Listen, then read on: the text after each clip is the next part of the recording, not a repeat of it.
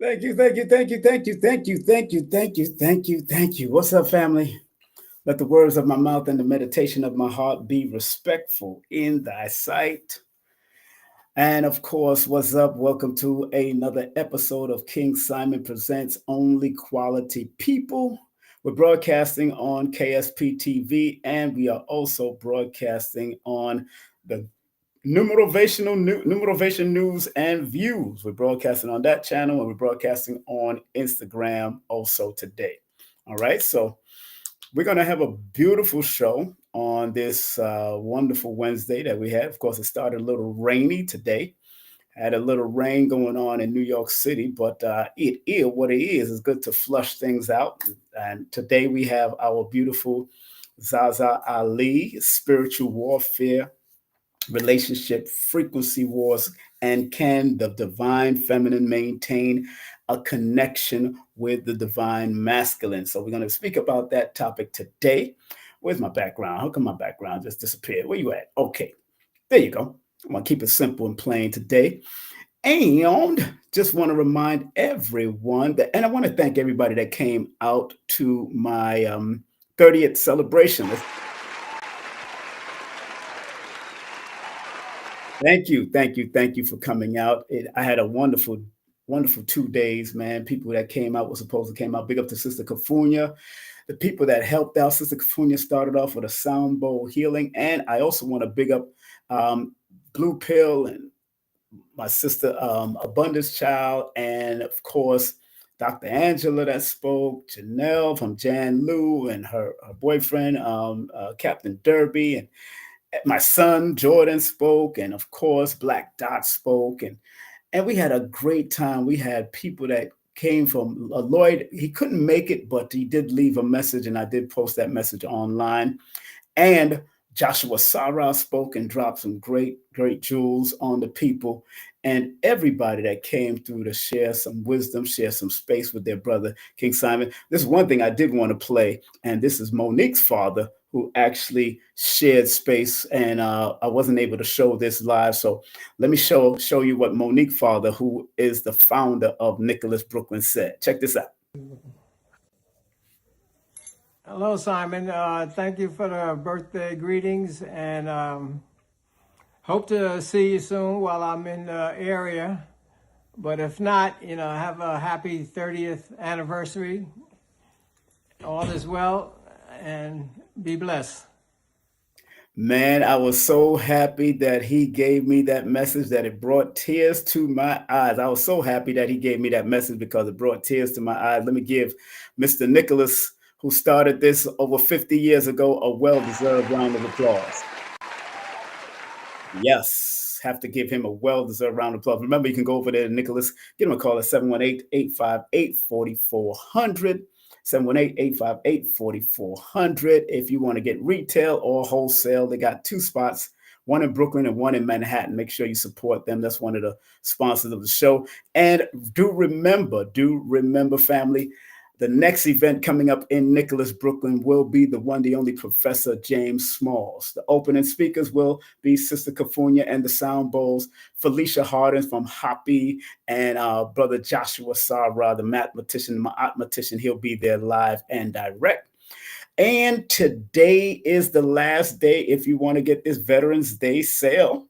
For people that may support veterans or that are veterans, the 30-minute sessions are $60 off for the 30-minute session, but you must text me your full name, date of birth to 347 and email to 347-496-1022. That's 347-496-1022 if you want to get the benefits of this $60 off for the 30-minute session. And that's, of course, you can text me your full name, date of birth to 347-496-1022. Big up to everybody that's in the chat.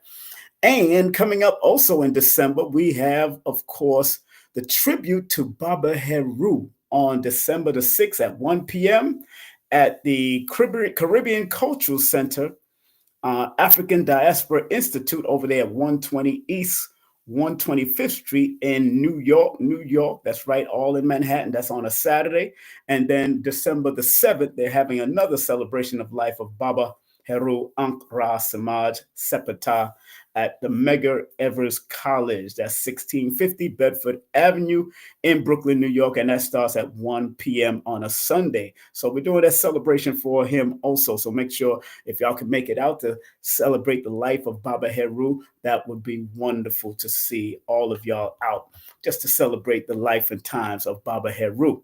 And then his former wife will be speaking at LIU. That's December the 21st at LIU. Make sure you call Brother Shabazz for vending. That's 347-683-8122. I am opening up, and also Paris Williams is opening up. So that's going to be a beautiful time. And just want to remind people, after the great Zaza Ali comes on, we're going to have the Wednesday after that will be, oh, wait a minute, I forgot to shout out something. But let me say, the next Wednesday after Zaza Ali will be Professor Kaba Hayawata Kamene will be on. Topics: education, authorship, Dr. Sebi's influence in the health world, and more. That's happening on Wednesday, November the 26th, which will be Dr. Sebi's Cosmic Return Day. So it's happening at 10 p.m. and we're going to be promoting his new book, Who Were the Moors Before the Moors. Our brother Baba Kaba will be in the building with us. And big up to my former team members. Jammin's Productions is having a Jamaica Strong benefit concert. They want to send $1 million to Jamaica. So if you can make it to the USB arena or buy your tickets at Ticketmasters right now, or go to jamminsevent.com. Friday, December the 12th, it's going to be Shaggy, who I went to school with, Sean Paul, who I've known, Kess, Marcia Griffith, I've worked with her, Chronix Law, Adonia, Kamani Marley, Gramps Morgan, Richie Stevens, Mikey Spice, Tessan Chin, I Octave, DeMarco, TOK, Inner City. It's going to be a big show in the USB arena at 2400 Hempstead Turnpike, Elmont, New York. So if y'all can make it to support and the benefit concert for Jamaica, everybody's here to support the benefit concert for Jamaica right here on the stage. They'll be there doing their thing. So I can't wait to be there for that. And have a good time. I don't know if I'm going to be on the stage, but if I get on the stage, you know me. You know how we get down when I get on the stage. We're going to have a good time. I'll be having Professor Smalls on, of course, before the event on the 13th, right after that benefit concert. I'll definitely have Professor Smalls coming on. And just want to remind you, we always have a disclaimer. The views, comments, and opinions expressed by guest speakers or authors on this YouTube channel do not necessarily reflect or represent the views and opinions held by this channel's broadcasters and its sponsors. Parental guidance is advised. Yes, always good to have a disclaimer. Big up to Lloyd Strayhorn, also Lloyd-Strayhorn.com. Hit him up. Big up to New Diamonds, also waiting for our guests to come up in the next few minutes. New Diamonds, make sure you hit her up at newdiamonds.net. Also, 340worldwide.com. Make sure you hit her up. Also, check out holisticapalace.com for your iridology services. And do remember, go to Amazon at King Simon at Amazon for my books, all my books. That's Numerovation for Mental Stability and all the others. And big up to Professor Zahalia, martial arts extraordinaire out of LA. But she can also do martial arts and dance instructions. Online and offline classes are available. You can also contact her at that number and tell her that King Simon sent you. All right. And of course, I got to big up my sister, Abundance Child. Only the realest feel this podcast right there on abundancechild.com. Make sure you support what the sister is doing on all levels. And remember, next few days, you got until 11/22 to get this discount from my 8-hour course. If you want the 8-hour course, learn the BAT method, beyond, around, trajectory, and hearing. That's the BAT. That is the acronym for BAT. And that's the meaning of that acronym: beyond, around, trajectory, and hearing. Please text me for the payment if you want to get that, and it will be yours forever, ever, forever, ever. All right? All right, so we're waiting for our sister to come on right now. Big up to everybody that's in the chat. Big up to everybody that's in the chat. How you doing? High Heels in the building. What's up, girl? Goddess Bahama in the building. Bahama in the building. Jeree in the building. Lattice Palace in the building. It's Brooklyn. Gold in the building, everybody that was in the building, everybody that also donated. I want to make sure I send love to all those people that donated also. Thank you very much. Thank you very much for making a donation if you wasn't able to make it. And if you do want to see both days, I did broadcast it live, and then I put it in my membership. So if you want to go to my KSP TV membership, we also got it in the membership. All you have to do is pay for the KSP TV membership, and that's only $9.99.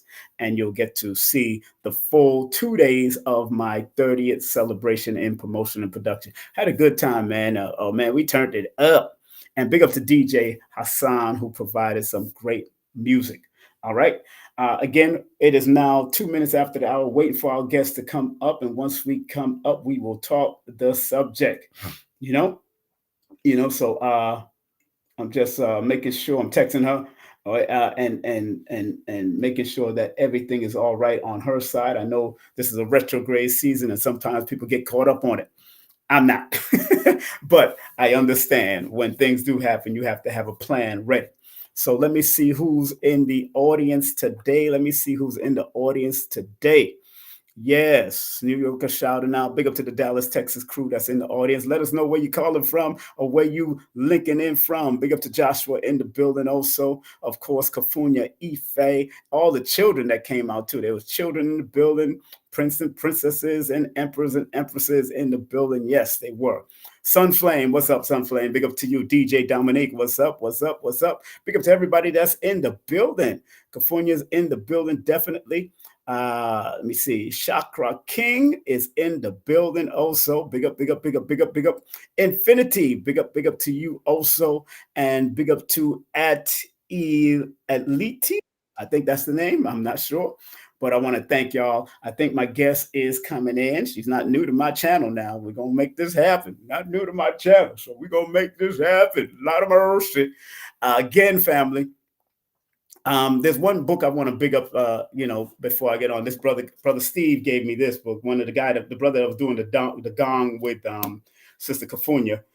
This one is Cell Talk, Transmitting Mind into DNA. Very good book so far. I've been going through it and skimming through it, and I like those type of good DNA books. Big up to Dr. Angela's Black Love, Dr. Miss Black Love herself. It's Your Fault. Very good book. She spoke at my celebration of 30 years in the promotion and production. And this book I found on the street called I Survived.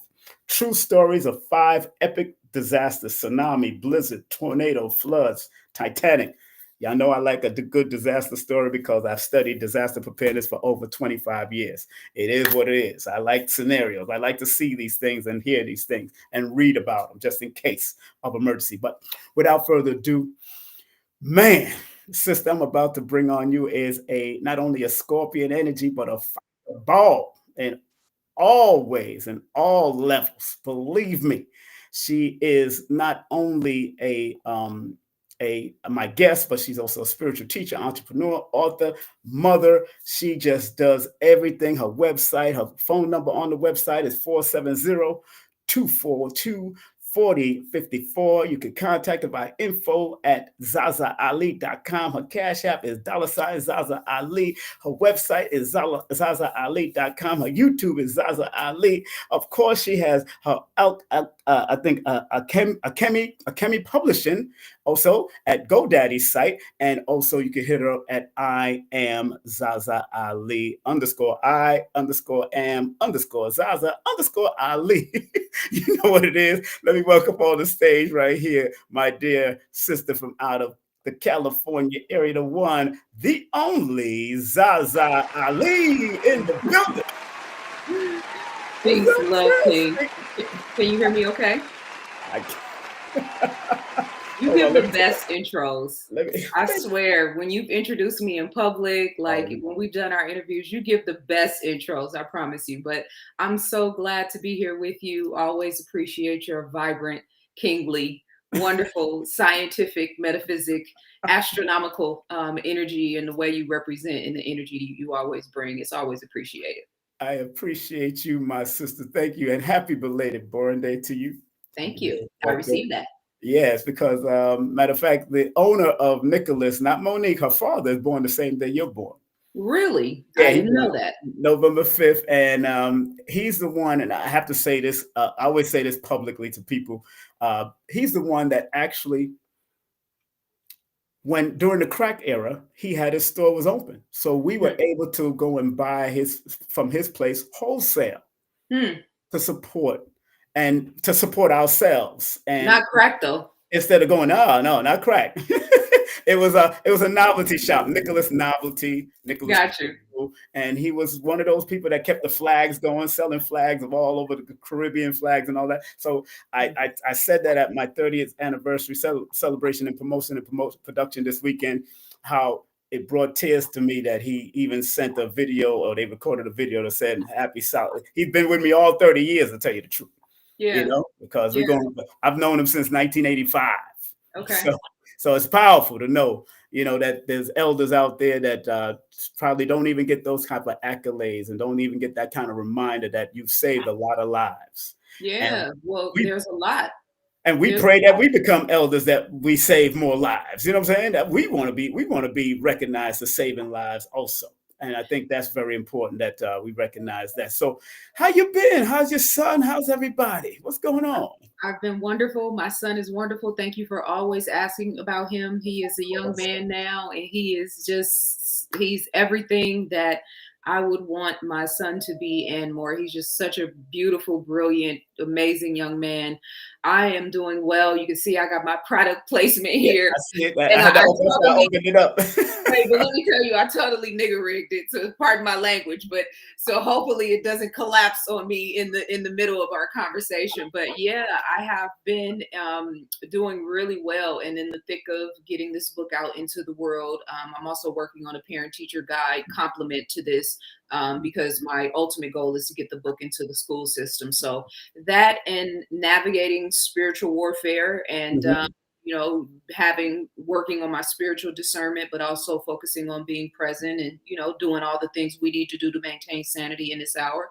Yes. Oh man. Hey, that is a whole workshop there. You talking about maintaining sanity. And I have to say, that is a real thing. I think, from a mathematical and numerical point of view, since the 2000s came in, it just got more deeply emotional. A lot of things started happening more. And again, it was the rise of the feminine energy, because two is a feminine energy. And a lot of it from that time, it's been going. So from the time Prince started singing 1999, we was getting ready to go pop right into the new era. Well, and then to add to that, Prince and the androgynous, energy representing the masculine and the feminine in a way that very few can actually pull off, right? And he crossed it over. Yes, he crossed it over. He was there. Him and Michael Jackson kind of crossed it over very well. They did. And the irony is that they are literally two of the biggest, if not the biggest, stars that this world has ever seen. So there's probably something to that. Not that we should be blurring the lines or seeking that, but I think there's something to that. Right. There is something, but that it was alerting us on what was coming from the time they got into themselves.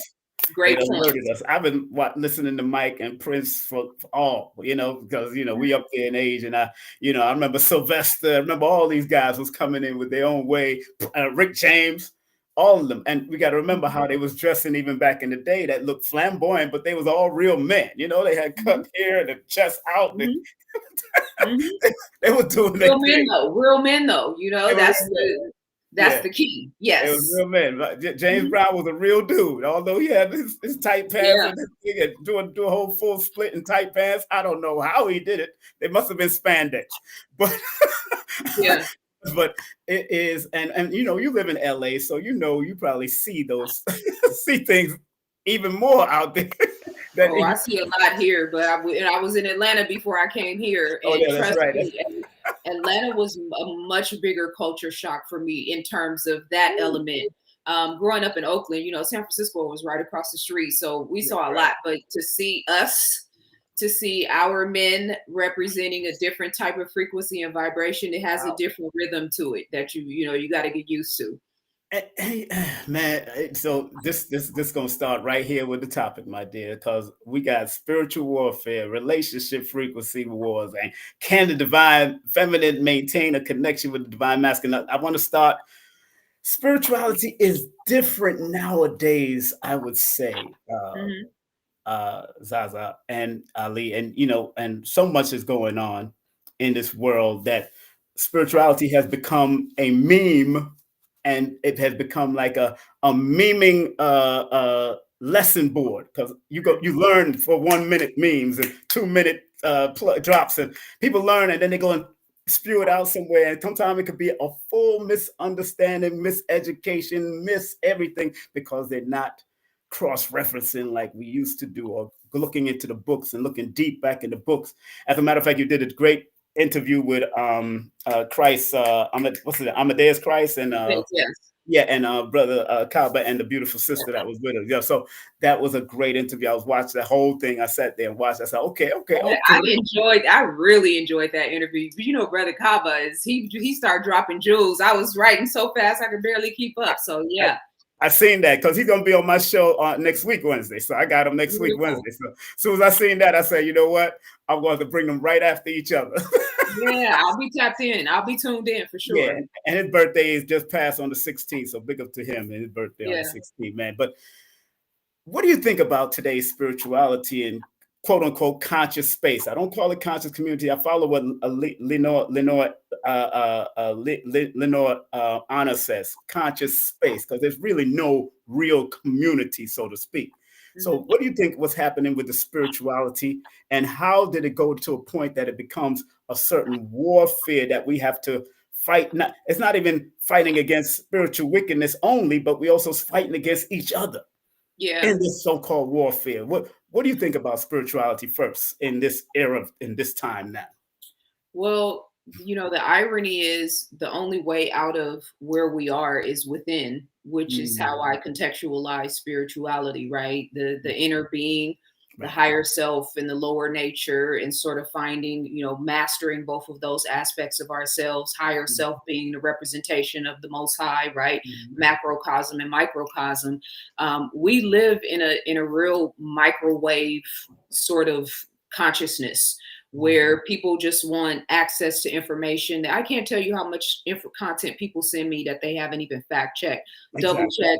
Then you got AI and CGI now. So there is just a conglomerate of nonstop data and information and visuals to where it's making people very mentally, emotionally, physically, and spiritually lazy, right? Yeah. The beautiful thing about that is that the cream always rises to the top. Yeah. And so those of us that are still able to maintain some sort of center, that still read in a world where people always talk about, you know, people don't read, that still actually research at a time when people are just taking whatever is posted as fact. Those of us that are really in a metaphysic state of life and living, right? Not just in word, but actually like going into the depths of ourselves, into the depths of the books, into the depths of the content, listening to the master teachers that are still among us. There is a very, you know, a separation that's happening. The Bible talks about it, but it's par for the course right now, right? A separation that's happening. And I've been seeing people posting probably in the last couple of weeks about how influencer culture now is sort of dying off because people aren't interested in selfies and, you know, this sort of surface level of projection of beauty, of vanity, of importance, of value, while there at the same time is this very heightened level of, whether we talk about physical warfare, whether we talk about, you know, people unraveling, depression, anxiety, all of the things that we're all sort of navigating in this reality. This is the time where, and I've been saying this since 2020, really, those of us that are really mentally, spiritually, emotionally focused, I call us the energy and the grid stabilizers, right? We stabilize grids. So, you know, whether you're in New York, in Brooklyn, or in Atlanta, or me here being in LA, the house that I'm in, but then the environment that I am, I recognize I stabilize environments, right? So when we talk about spirituality, it's the essence of your being. It's the aura that you project when you're around. It's how you make people feel. It's the ability to raise the consciousness in the environment, the energy in the environment that you're in. And then being knowledge seekers, and knowledge and spirituality, sometimes we differentiate those two. But how can you really come into the fullness of yourself as a spiritual being if you're not seeking knowledge of self, which we know is on all of the temples in Kemet, right? Know thyself. There's the know thyself with the historical aspect, but then there's know thyself in terms of me knowing me as Zaza Ali. So those of us that are intentional about seeking knowledge of self, those of us who are intentional about having a connection with the Most High, with nature, adding value, being of service, that's the real context for spirituality in this timeline, where we can see people unraveling, the world going crazy, all of the extreme polarities in race and politics, right? There's a lot of extreme polarities happening around us. Can you maintain your center in the midst of all of the chaos is a real representation of spirituality for me right now. And man, that was a mouthful, Zaza. That's why you had to drink tea. Let me drink my tea. I'm gonna spill the tea, but I ain't gonna drink the tea. Yeah, it's tea. And that's powerful that you say. Well, all that you said, man, is watching our young people, because I have 9 children, and watching them grow into this consciousness or understanding consciousness from their own, because consciousness really just means to be aware, of your surroundings, really, but as far as the spiritual community and where we're going, without all of the definitive fact checking and cross references, it becomes this big gumbo of misinformation sometimes mixed with good information. And then sometimes the lie sounds better than the truth. You understand what I'm saying? So if the lie is sounding better than the truth, and you're too lazy to go and do the study. I'm not saying all of them. Some of them are really good. Some young people are really doing the study. Some of our elders who have become old, some of the older people are now recognizing and waking up to certain things, but they're all right where they're at.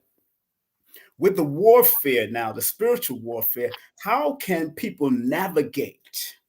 And especially if you are very sensitive to certain things, because I've seen whole relationships destroyed because of people's spiritual sensitivities. You understand what I'm saying? And going down that road of spiritual sensitivities, there is a warfare, but a lot of people are not willing to be patient enough to work with their partners or their friends that are on their journey that want to know, but they're a little slow on the journey. How do we navigate through this warring times, spiritual warring type energy that's going on in the world today? How do we navigate from your perspective? Well, it's interesting because one of the answers you started off with when you said, for a lot of people right now, the lie is better than the truth, right? That's right. So how do we navigate in this time? By seeking truth. Right. That was critical for me when I was writing Ancient People, because we have a tendency to romanticize history, right? So we only want to talk about the best parts, but there were certain periods of time where we dropped the ball, where we got to talk about that and look at that so we can not repeat that past history. So seeking truth and then having spiritual discernment and awareness to be able to differentiate. Am I looking at AI? Am I looking at CGI? Is this person, sometimes when I'm watching videos, I'll turn the sound down and just look at the person's energy. And you have a different type of experience when you watch somebody like that, right? Because now you're looking at everything and not really what they're saying.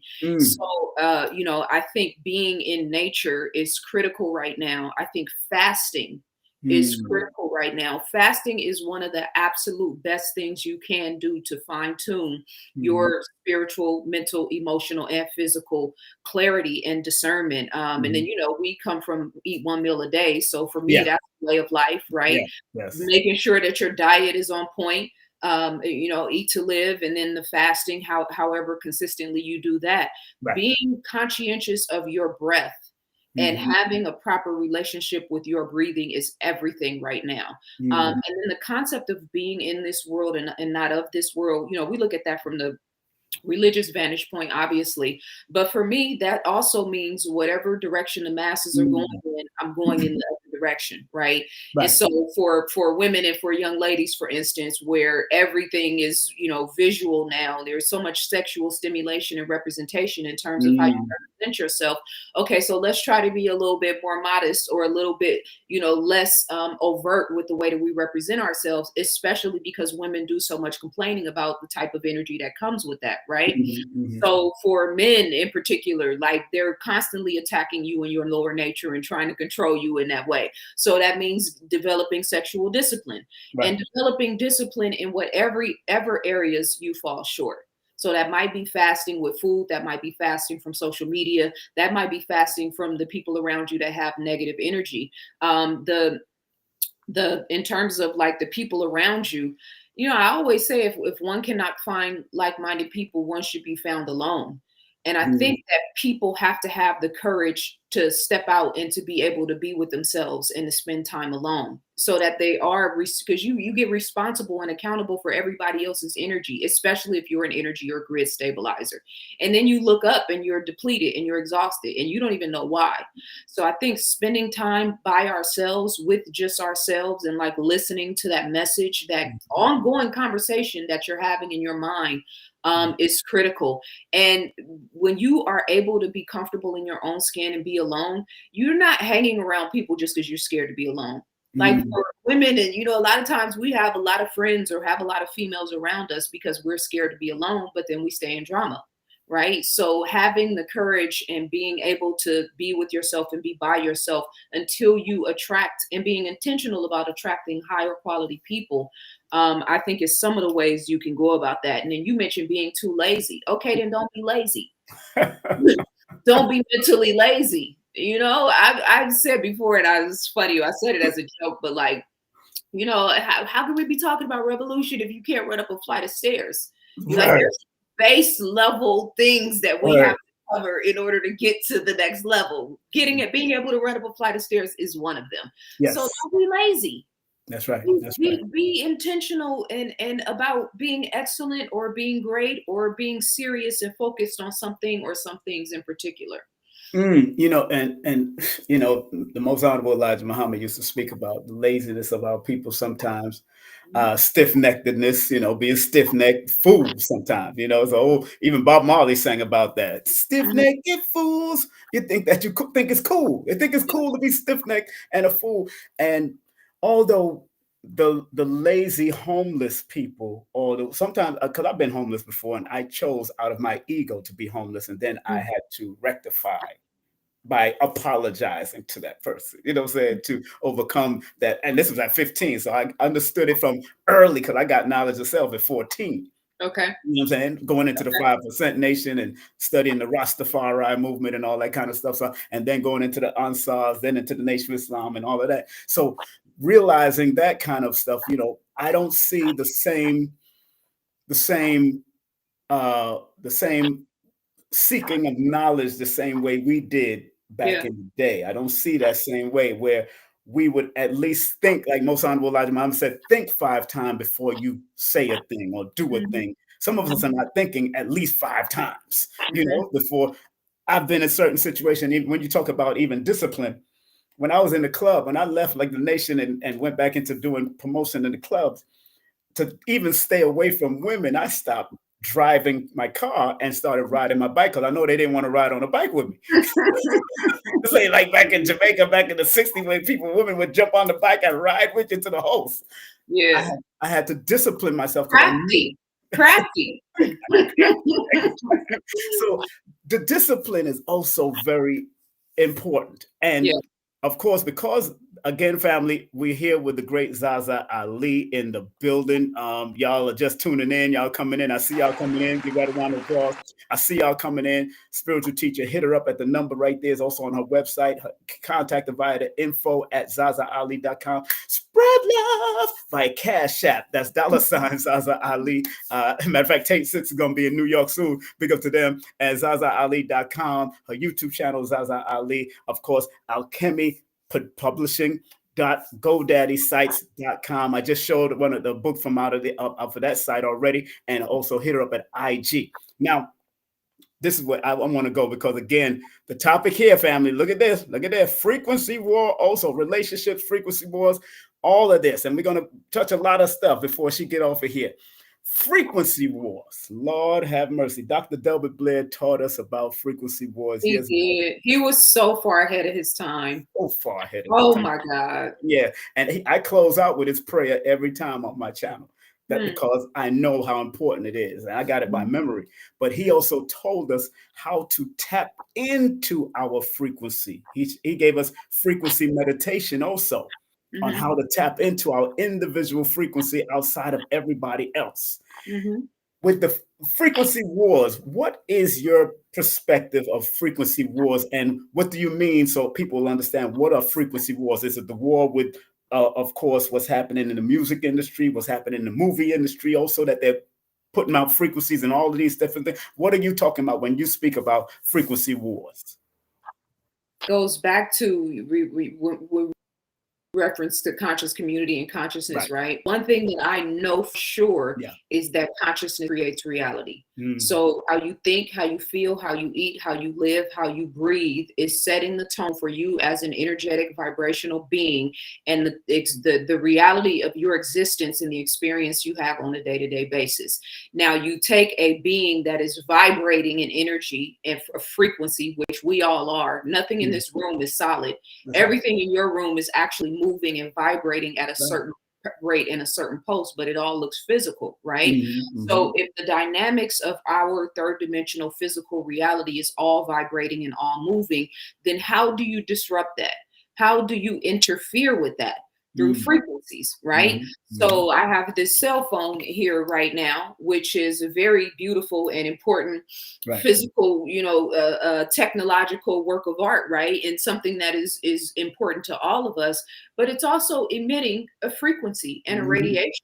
And when it rings, it increases, right? And if I plug it up to the charger, the vibrational resonance of that charge is going to increase, and it's going to interfere with my vibrational resonance. That's one way.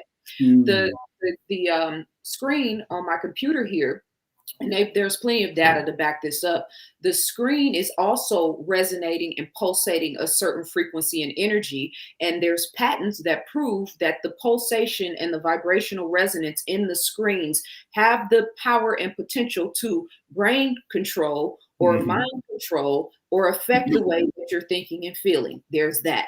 We have the cell phone towers. We went from 2 LTE to 3 LTE to 4 LTE to 4G. Here we are on 5G. They're planning for 6G, 7G. What does that actually mean? That means the cell phone tower that's probably less than a half a block away from here, or in whatever proximity it's in, is emitting a certain frequency and radiation in order for my phone to pick up that signal, in order for my phone to work.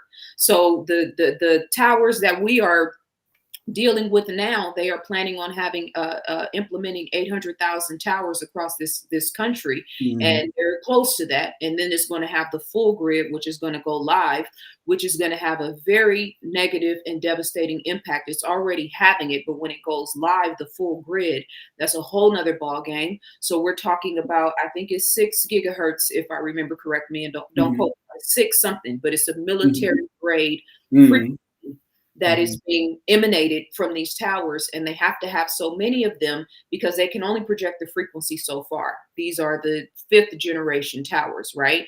So they can't beam the frequency through walls and past trees. So there has to be more of them. But it is a very negative consequence on the human brain and the physical body.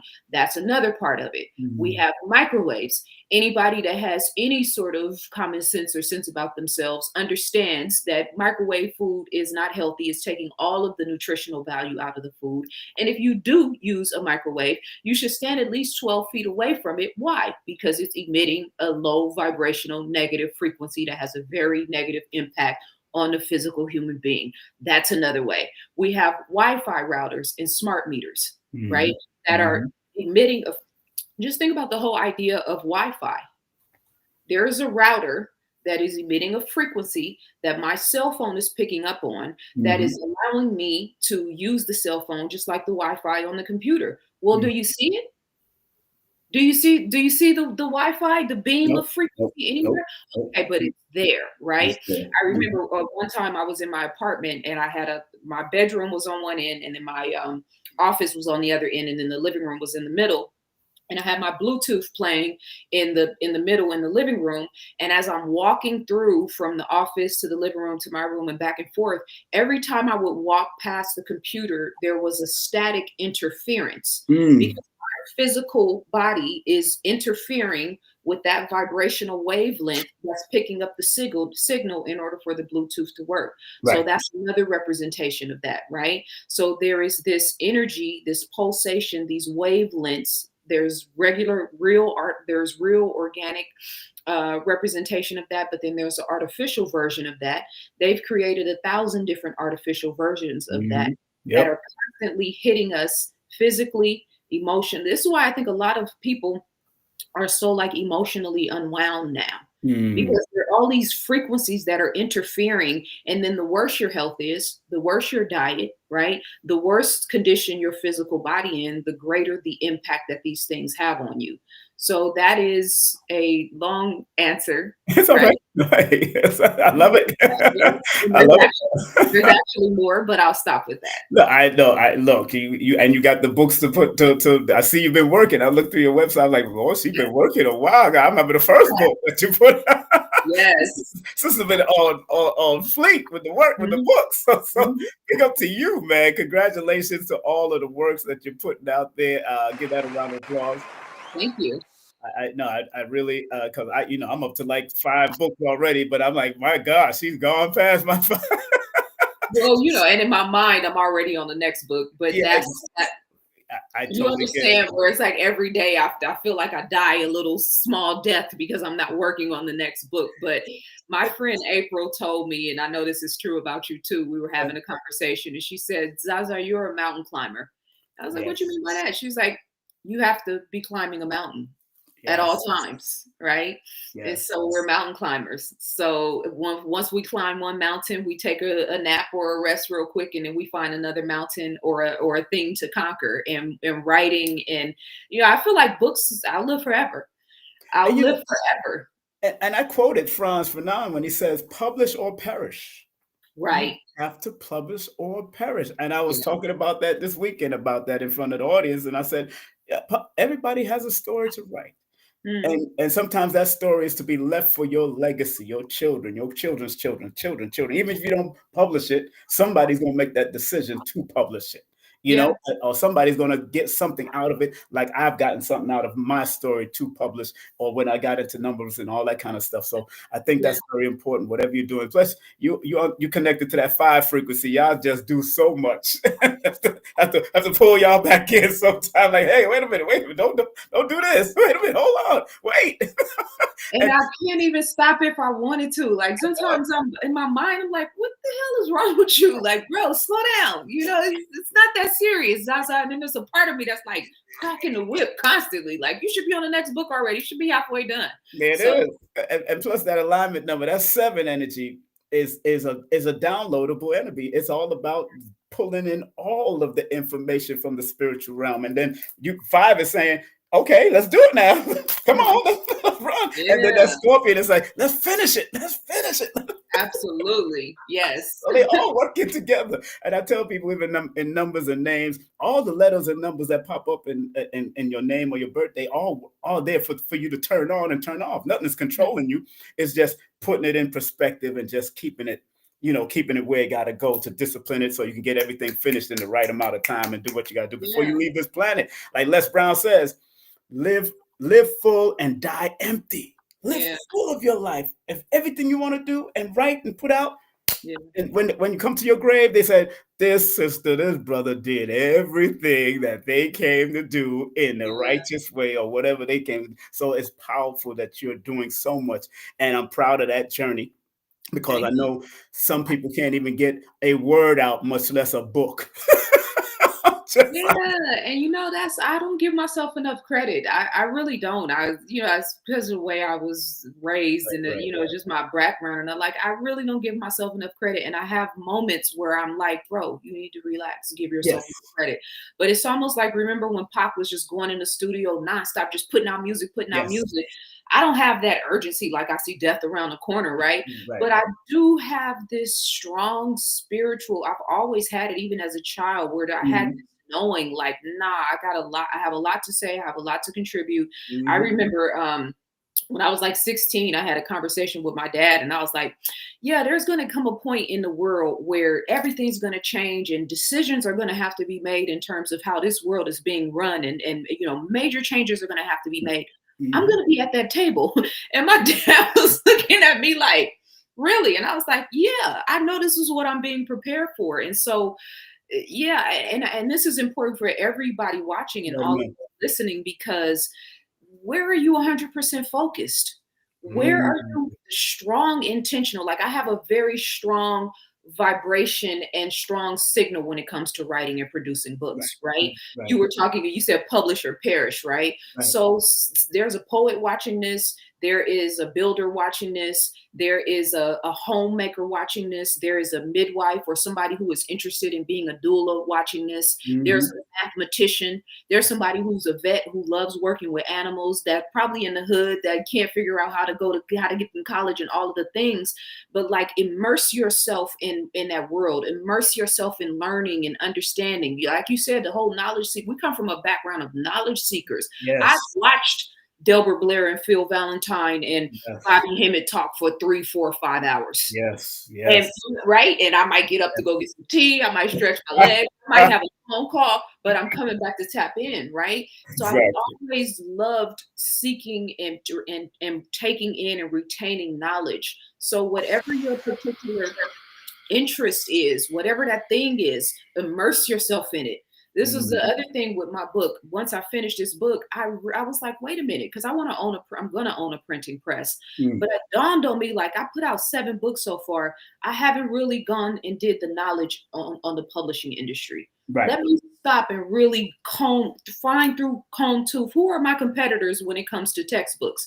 Okay, top 10. They're all rich old white boys, right? This is a billion dollar industry, right? 75% of the history textbooks are written by men. Okay, so that's attractive to me, right? And then how many of those textbooks are written by us? So be fascinated and interested and curious about the things that you love, and figure out something that you want to master and be great at, whether it's for money or not. I'm glad there's a quote that you have about the alchemist, and it says the alchemist is one who transforms all energies into higher frequencies of light and love, and they are the bringers of a new dawn, transmuting the old paradigm into a higher intelligence and order. They act solely for the highest good of all. Love is the only master they answer to. Why was that written, and what does that mean for the people to understand? I read it over at least 3 times just to make sure it was powerful. I've heard people like Phil say about mastery and the importance of mastery. What does Zaza says about that? It sounded so good when you read it too. You got that je ne sais quoi anyway when you read. You add that extra flair and flavor to it. I received that. Yes, you do. But it's because, man, it's like growing up in Oakland and coming from the environment and the background, seeing my city go from this beautiful, blossoming, burgeoning majority black city to watching crack cocaine come in, and all of the ways that it was very strategically sort of pieced apart to get to the point where it's at right now. And I was sitting back and studying it. I watched how crack cocaine destroyed half of my family. I'm young, I'm paying attention to everything going on in the hood and all of the things around me. And then you fast forward, because a lot of people get stuck there. They get stuck in the pain. They get stuck in the ghetto. They get stuck in the mentality, and they never can transcend beyond that. And so for me, knowledge being a gateway, right? Consciousness being a gateway. Message to the Black man was a gateway. Malcolm X was a gateway, right? Dr. Francis Cress Welsing was a gateway. These are people and historical legends and just a lot of things that I pulled from that helped me to rise above the conditions that were around me and the insanity and chaos that was happening around me, to take my mind and my spirit to somewhere else, right? That's why the power of imagination is such a beautiful thing. So Yes. fast forward to us being here in 2025, 7 books later, right? Having spoke to and taught and worked with and traveled all across this country, but then reached and taught people all around the world, right? Right. Not having a mother, and now here representing this matriarchal energy, and proudly so, right? I was able to alchemize the circumstances of those situations. There's a micro to that. The macro is our people, but I'll get to that in just a second. Right. So I was able to alchemize those situations and transform the lead of my life experience into gold, right? And so the gold is the books. The gold is the conversations I have with my clients that are able to lift them up out of a negative space and into a higher vibration. Right. The gold is the impact on the young females coming behind me. The gold is the fact that I've had so many brothers reach out to me over the years and talk to me and tell me how much things that I've taught about in terms of sexual discipline, in terms of valuing themselves and seeing themselves as sacred, right? All of those things are links in the chain in terms of alchemizing that lead, the lead of those experiences, into gold, which is where we are right now in terms of consciousness and awareness.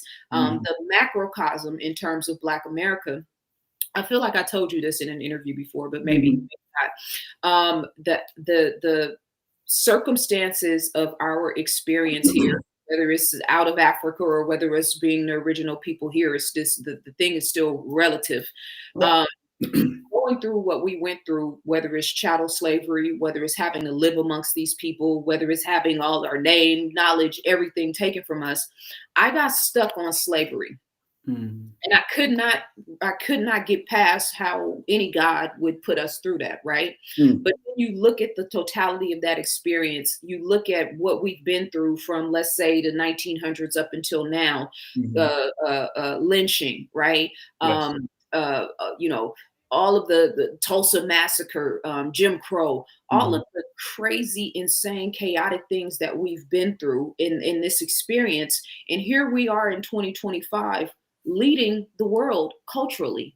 Right. Now, we could talk about the positive aspects of that, like you, like me, like all of the great teachers amongst us that are doing it on a macro and a micro level. But then we could talk about the sports, we could talk about the entertainment, we could talk about the poetry, we could talk about the writing. Black America has produced some of the best, brightest, greatest, most beautiful, most powerful. I mean, Elijah Muhammad, Khalid Muhammad, Nuri Muhammad, Tainetta Muhammad, right? Ava Muhammad, Noble Drew Ali, right? Marcus Garvey, even though he wasn't from here, but his claim to fame was absolutely 1000% with the work that he was doing with our people here. Dr. Sethi, again, from Honduras. We keep on forgetting that hemisphere is all of the Americas. I don't know why people keep on forgetting that. That's all this hemisphere is all of the Americas. Exactly. Yes. Okay. So, and the list goes on and on and on, right? So look at what we've produced out of what we came from. That is alchemy at the highest level. Yes. When you look at a brother or a sister that's coming from the hood, like I did, I come from Oakland, the craziness, the chaos of that, right? And then still being able to elevate and become an intellectual warrior, and to become a warrior for God, and to still have love in your heart, to not be cold and callous and all of the things that growing up in the concrete jungle comes with, right? No, I vibrate love. I'm strong in my connection to source and in my love for God and who I am and my love for my people. I haven't been broken through the experience of growing up in the hood. That's alchemy. Because a lot of people, a lot of people that come from where we come from don't get past their father abandoning them. They don't get past the fact that their mothers didn't give them enough attention and nurturing. They get stuck on certain, or end up dead in jail, prostitution, right? You know how many physically beautiful women I saw coming up that 5-10 years later, the hood and the wrong man has totally dragged her through the mud. She's lost all her vibrancy, right? So for us to still be here and representing a higher state of consciousness that, let's be clear, the whole entire world is feeding off of. The whole entire world is paying attention to, who in this hour of physical warfare, of spiritual warfare, of chaos. You know, we talk about frequency wars, the pandemic, 2020, all of the things, right? Who is better qualified to lead the whole entire world through a spiritual warfare, through the height of spiritual warfare? Right. Us. That's right. That's right. That's right. That's right. I mean, because everybody is trying to be like us, trying to come over here and learn from us.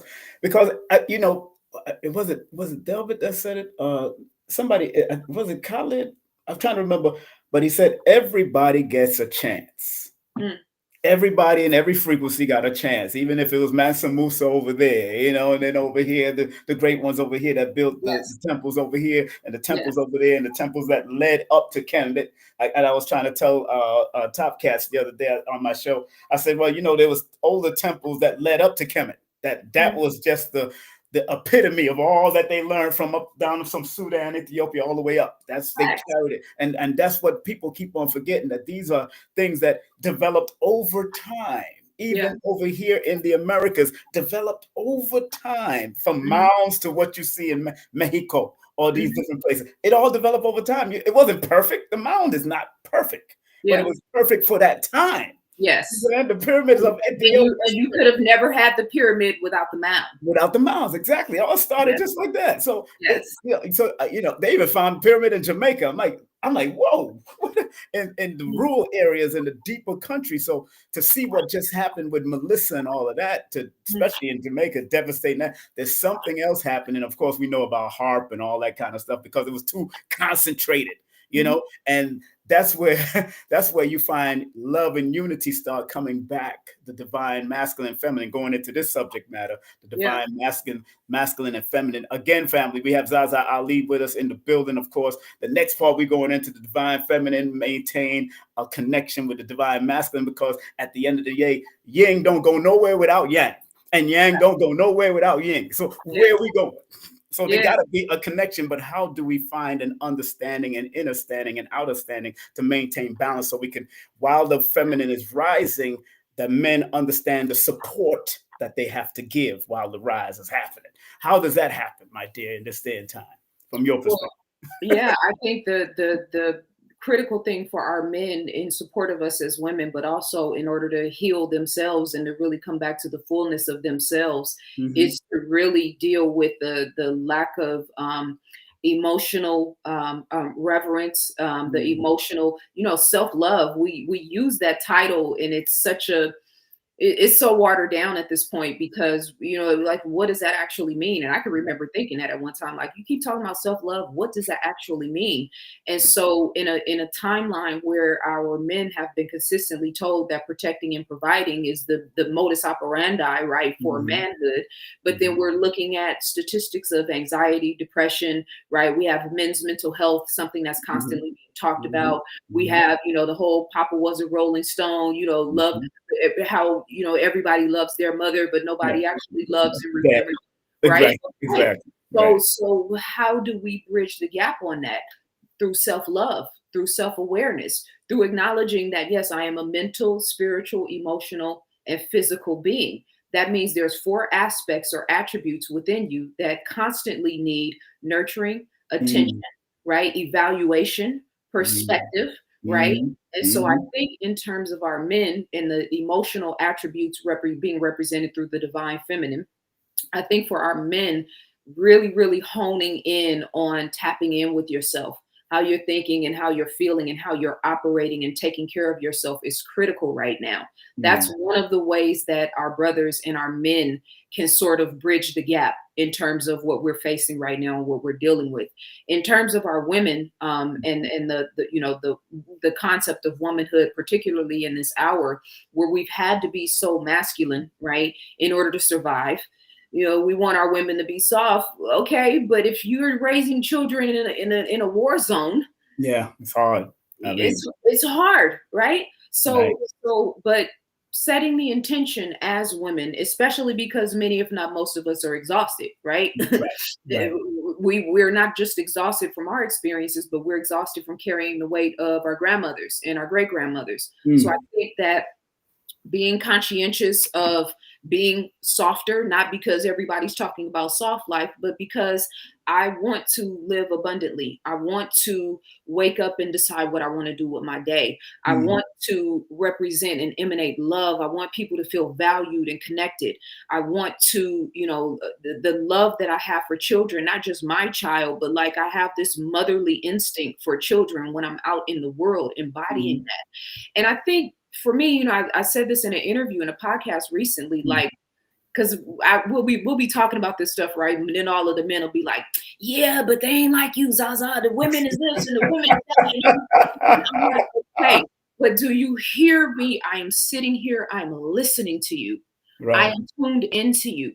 What you think matters. How you feel matters. How you're tapping in and taking care of yourself. It actually matters to me. Can you feel that? Can you hear that? Can you appreciate that? Instead of just constantly focusing on all of the issues that you have with women, paying attention to and honoring the women that represent a different type of resonance and energy, and then vice versa, right? Because we need for our brothers in the professional podcast world, where there's so many stones being thrown at Black women in particular so consistently, and Black men too. But we need to hear Black men speak life into us. You guys see us, you value us, you care, even the ones that are broken or the ones of us that might be a little bit off our rockers. It's important that we know that our men still have our back regardless. But I was raised by a single parent mom, and my father was in and out because he was battling with his own drug and his womanizing ways, and then boys take on that. I did take on that womanizing way, especially going into the club life and all that kind of stuff, and realizing that I had to discipline. But I'm happy that I, at 14, at least started getting the discipline of these different organizations, like the 5% Nation of Gods on Earth back in the day at 14, and then going into the Ansar, living in a community setting in 88, in 1984, 85 to 88. After that, they became Nuapi, and I wasn't there doing that, but that was it. Then I went into the Nation of Islam in 1989, 90 to keep and maintain the discipline and those general orders, because I recognized that their general orders was also in the Ansar community, but he got them from the Nation of Islam. Facts. And I realized that. And when I remember being there and having a dream about Minister Farrakhan while I'm in the Ansar community in 85. And that's when he went to Madison Square Garden and packed that place out. But we were told not to go, but he went. The Imam went. The Dr. York went at that time, because he wanted to be a part of the whole, because he loved that type of energy, being right there in the midst. And I understand. So when you have a lot of men left their mother to go into gangs at one point, or organizations at another point. And then in this day and time, you have people that says, well, most of the men that's beating down women were raised by women. I had to catch myself and not go down, because most of the organizations that I went chasing for were bigging up the women, even the 5%, even though they'll say you're secondary but necessary and all that bull crap. But the messenger kept it gully and said 75% of the work. When you start reading beyond what the 5% doctrine started saying and going in direct to the temples, he says 75% of the work was towards the women. So if the 75% of the work that was raising these boys wasn't worked on with the women, then of course they're going to come out acting like their mothers, or doing certain things like their mom, or doing what their mom's been promoting amongst. I even left my mother's side of the family because it was just pure women, and I had to go back to find my father's side. So how do you catch it from a young age? Nip it in the bud, because that's where it's starting. All this abuse of women, or talking bad about women, is because it started from back then. And the trauma that they're spewing out now, because they never got to say it to their mom or their aunt or their sister. How do you? So you brought up something so beautiful, and I'm so glad you did. That word womanizing, right? Yes. And I know you have the experience, because you got the gift, the gab, you got the consciousness, right? You look the part, You look the part, right? Well, I that's wish I wish our brothers really understood how powerful knowledge is, how yes. attractive and magnetizing it is, right? Right. So, because I'm tapped in with a lot of brothers in these Yes. different schools of thought that you mentioned, I Yes. know they have a totally different attracting power when it comes to women and don't have some sexual discipline. Oh my God. Mm. It totally turns up the attention and the magnetism, because especially in this time where women are used to, you meet a guy and later that evening he's sending you a picture in gray sweatpants, right? You know what I mean with the gray sweat, like, I or know you that. meet a female and she's sending you nudes, I don't even know your mama name, why am I I've looking been, at I've been, I've been there in the clubs, girl. Oh, Lord. Okay, so you understand, right? And I know when you were younger, it was even worse. But okay. So me growing up in Oakland, right, the Right. city of Max. Yes. So the players, the pimps, Yep. the Max. Yep. I Yep. was very cognizant of this when I was growing up, and I was looking around, and I'm seeing how this part of the reason I think why I'm a tomboy, because I've always been I was into sports, I was very intellectual, I was scientific, I was nerdy, and a lot of the females around me weren't into the stuff that I was into. And Right. so because of that, I was always around my nephews and my cousins and listening to them, and I heard the way they talked about females. And Mm. I was like, oh yeah, there's never going to be a group of men in a room talking about how they had their way with me, how they did this and this and this and that. I was very mindful of that at like 15 or 16 years old, Mhm. right? Mhm. So when you talk about the messenger saying that 75% of the work is with the woman, Mhm. he also Mhm. said there's no such thing as a no good woman. No good Everyone woman. was made that way by a no good man, right? Yeah, I right. think the thing that's missing from that perspective about 75%, because I've heard, people say, yeah, he said you're 75% of the problem. No. No, not what No. he said. He That's said not what he said. 75% of the work is with the woman, which Right. in my mind can be translated to she's going to do 75% of the work. Mm. Why is the number so high? Because she's raising the children, Mm. rearing the Mm. children, Mm. right? That's So okay. Okay. from the inception phase in terms of motherhood, but then here we are making this transition from into the age of Aquarius, right? Where that Mhm. the patriarchal, mentality that's been sort of running this country, running this planet for some time now is You don't being. even like using that word. I know that. I I heard really you say it. I heard you say I it. really don't. But it brings everybody to the point. But that mentality that has been so prevalent, which is why the world is in the condition it's in now, because the lack of balance in the masculine and feminine. So here we are, where the female Mhm. has been put on the back burner. She's also been objectified. She's also been used and abused, ran through, right? Minimized us in every possible way. We can't be leaders and teachers in the church, in the mosque, and the different schools of thoughts, right? Mhm. You mentioned all of the schools of thought that we both come from. In Mhm. every single one of them, there is issues between men and women. There's domestic violence, right? Mhm. There Mhm. is there's a lot of things happening in the nooks and crannies of our cultures, in all cultures, right? I remember seeing this video of this guy in Saudi Arabia, some prince. He was a savage, clearly, but he was a prince in title. Right. He has this woman sitting on a chair, and she's dressed in traditional garb, and he's just throwing money in her face. Mm. In her video, and he's just throwing money in her face. And then I saw a video the other day that was talking about Dubai and these women that they call porta potties, Mm, where yeah. now women are going to Dubai, Yes. particularly Black women, right? The thing I watched was a couple of women who were from Africa, some part of Africa, but pay you $50,000, you or whatever thousand, you come, you let a man defecate on you, right? I found out First, that was an Italian thing too, also back in the day. I found that out. Was a friend of mine in Canada. We had to come to this household to go deal with this guy back in Canada back in the 90s. He had a black. His sister was a beautiful melanated woman, and he brought us to the house and seen that the whole bedroom was shitted on. Excuse my language. Was defecated on, and this was his form of sex and enjoying his sex with this black woman. okay, so in my Keys to Womanhood workbook, I have this chart, this graph where it shows where women are safe and protected in the world. And the green chart, the green part on the chart is supposed to represent the area where there's low statistics of violence and all the things, murder, etc. There's nowhere on the map that's green. Which means that everywhere around the world, women are facing some level of violence, of chaos, of inability to be, soft. How can a woman be soft in the Congo right now? I don't know. Somebody please tell me.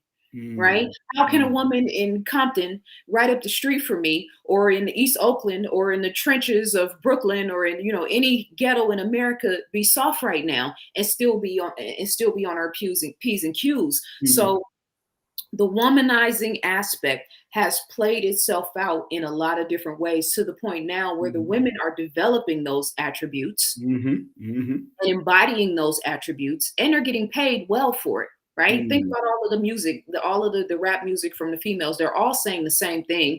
They have totally legitimized prostitution, whether you're getting it for, a 6-pack of chicken wings or a Birkin bag, right? Is just totally like, we have totally, and they think it's so fly and it's so cute. And I'm so glad I didn't come from this era, right? Because we just didn't do certain things to get men's attention. It's just not going to happen. And that's that California. It's cool too, but so the womanizing aspect and how that plays out in Plagues of Dysfunction, when I talked about Lil Wayne, and I talked about how he told the story about when he was 11 years old, and Baby brought two prostitutes in and had sex with him in a room full of men.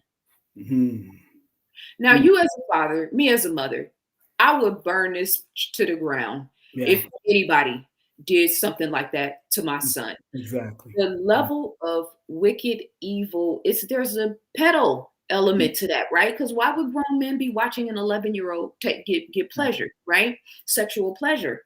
That's crazy. That's crazy. It's insane. I mean, then let me tell you that I used to date a sister that used to take in foster children, and I remember this child was so nervous that she would actually go to the bathroom with the door slightly open so she can escape, I guess, a way of escape. So I'm coming out of the woman I was dating bedroom and going to the bathroom. And when I opened the door, because I thought it was open, nobody's in there, she jumped away. She jumped to a point like a frightened cat will grab onto something. Yeah. And then when I talked to her, I said, "Oh, I'm sorry. Just close the door. You shouldn't have this door open." I said, "I'm sorry." I walked back. She was like 9 years old. I walked back to the girlfriend and I said, "What's going on with her? What kind of foster child is she?" She said, "Oh, she used to be sold out by her mom, used to sell her to men from young." I was like, "What?" I brought tears to my eyes in the house. I was remembering, I'm like, "Wow, this is crazy." Because she jumped and just grabbed onto the curtains like if she was a cat. And Nadine Burke, she's a powerful sister out of San Francisco.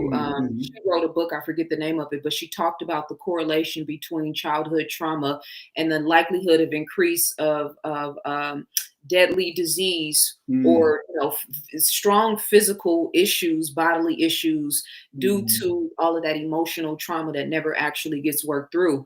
Remember in Assata Shakur, and rest in peace to the Queen, in her book, she talked about girls having trains ran on them, right? And for the first time in my mind, when I read that, I was probably like 18.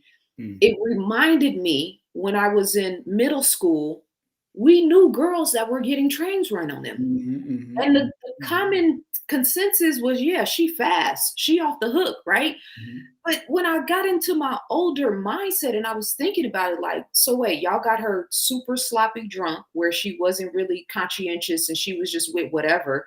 And then 3 or 4 or 5 or 6 of y'all took turns having your way with her, lifeless, limp body, or maybe it was lifeless and limp, or maybe she was with it because she was turned up. But the sickness and depravity of that, to me, once I became a woman and had a different level of understanding.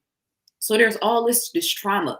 You say 65 to 70% of Black women have been violated at some point in their teens, in their 20s, or in their 30s. And so we're exasperating this hemorrhaging of trauma, which we can directly tie back to slavery, obviously. So when the Me Too movement happened, and I was like, okay, it's great that we're all coming together and talking about the trauma, but we can't just be trauma bonding. There is no real emphasis on healing. That's why the feminist culture, the lack of talking about discipline, going back to that word, talking about embodying discipline as a woman, not just sexual discipline, but like the way you carry yourself, which is affected by your eating, by your behavior, by all of the things, right? So just being disciplined, which is what's going to actually qualify the type of men that you attract and bring into your livelihood. Right. There's a lack of self-awareness. There's a lack of self-responsibility. So me coming from Oakland, I've seen womanizing in 1,000 different ways. I've seen it in my family. I've seen it in the culture, the music, music. Remember Two Live Crew? Of course, I remember Two Live too. Okay, so I had we brought him to New York. We brought him to New York at SOBs. We had to shut down the club. Police had to come in because of the antics of him and even Luke. Okay, so I was dating a guy at one time who used to be connected with them in thick. He said they used to have yacht parties and the females would be using champagne bottles and very meticulous and overtly. You see what I'm saying? So it's like the extreme, what's the word I'm looking for? Depravity. It's increasing. And now you can go online and see what looks like a physically stunning and attractive woman. And it's not even a woman. It's an actual AI. Right. So you have that, and then you're going to be able to have sex through the meta glasses. So now you ain't even got to deal with women if you don't want to. Right. All of those things. It's all relative. So this is why for me it's so important to try to bridge the gap, always speak on behalf of men and try to speak love and light into men, but also in the way that I carry myself. My energy commands respect in every room that I walk in. And family, this is a website direct, so I had all the other bells and whistles, but I want to make sure this website is, because that's why I just showed the books while she's talking, ZazaAli.com, and of course, Alchemy Publishing.GoDaddySites.com. Go and get those books. Everywhere from my website. That's just the store versus the website. Just the store website. Now, I know you come from a multicultural background. Would you say that you still have you've picked up some of the energy from both sides, and that's how you have presented yourself in regards to relationship now? Because I know I was watching Dr. George Fraser the other day, and he's a motivational speaker. I don't know if you're a light-skinned brother, wavy hair brother, very light-skinned brother. He says in the next probably 20 to 30 years, it's going to be more interracial marriage than it is now than ever. Then you won't even be able to tell who's a Negro or not. Does a lot of this come from this way you think, and the mindset comes from, the survival mindset comes from both parents in a way? Would you say that it comes from that?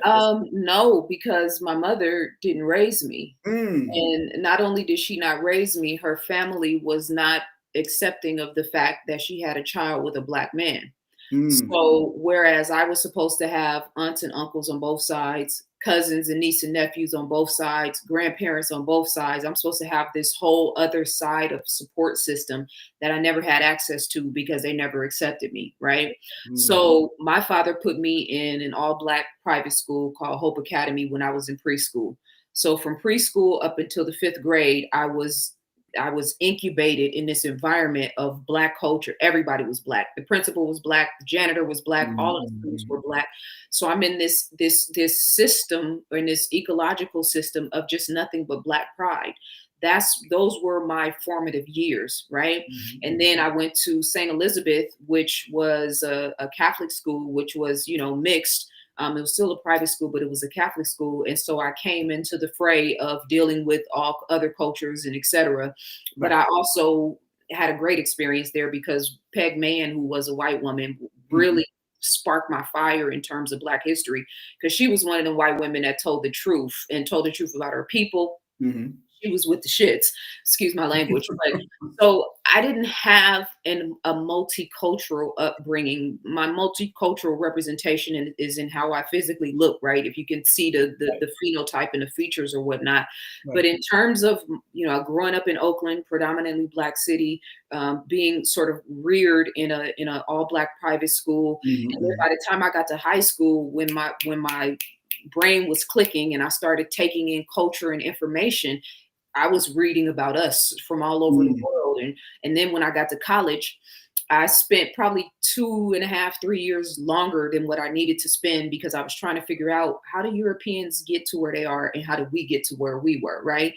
So I didn't have that blend of raising and rearing to affect how I saw myself. I was always Black, light-skinned Black, right? But so there's that. In terms of the interracial aspect and what the gentleman said, that might be more prominent in America, but on a global level, there is a very large amount of highly melanated, dark skin, dark brown skin, right? Yeah, he was talking about here. He was talking about here in America. Okay, yeah. So make sure we keep that in context, right? Right.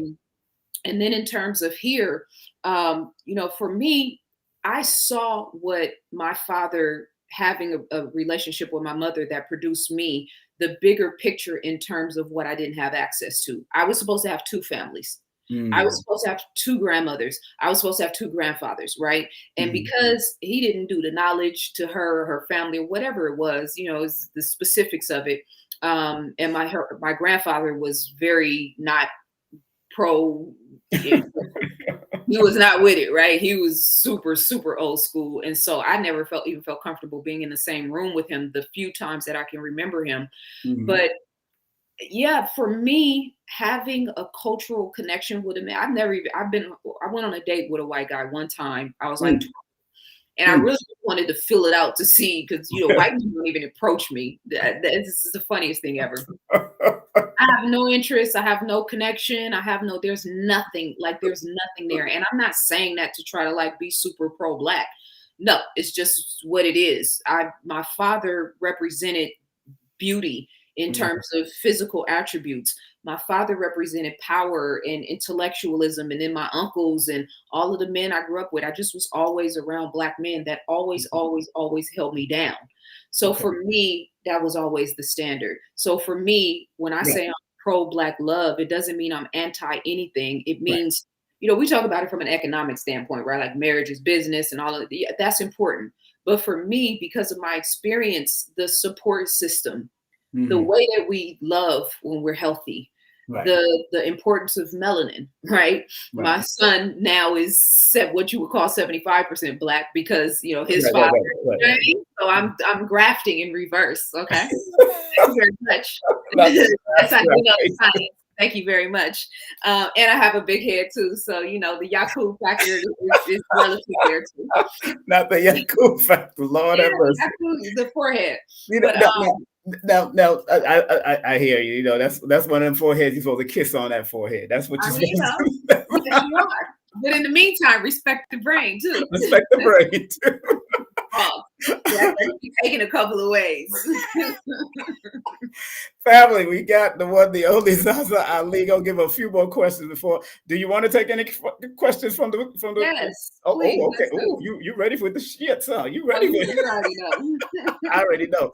But a question I want to ask. Now, family, if you do want to ask a question, you can come on the live. I don't have the phone like I usually got set up because I'm not in Georgia right now. I'm at my mom's house handling some business. That's those who know. I've been saying it every time I hear. So what I'm going to do is put the link in the chat if you want to cam up, or you could turn your camera off. You don't have to turn on your camera to talk. You can actually just talk with your camera, but we'd rather see your face because we know you ain't scared. You know what I'm saying? We ain't scared to show yourself on this camera because we got almost, we've been having a fluctuation between 70 to 100 people in here. So that's good. And people on Instagram also are broadcasting on there. I'm broadcasting on my other channel, Numerovation News and Views. One question I would like, because we're talking about divine feminine and divine masculine, can they keep their connection? That is the theme of the part of the theme of here.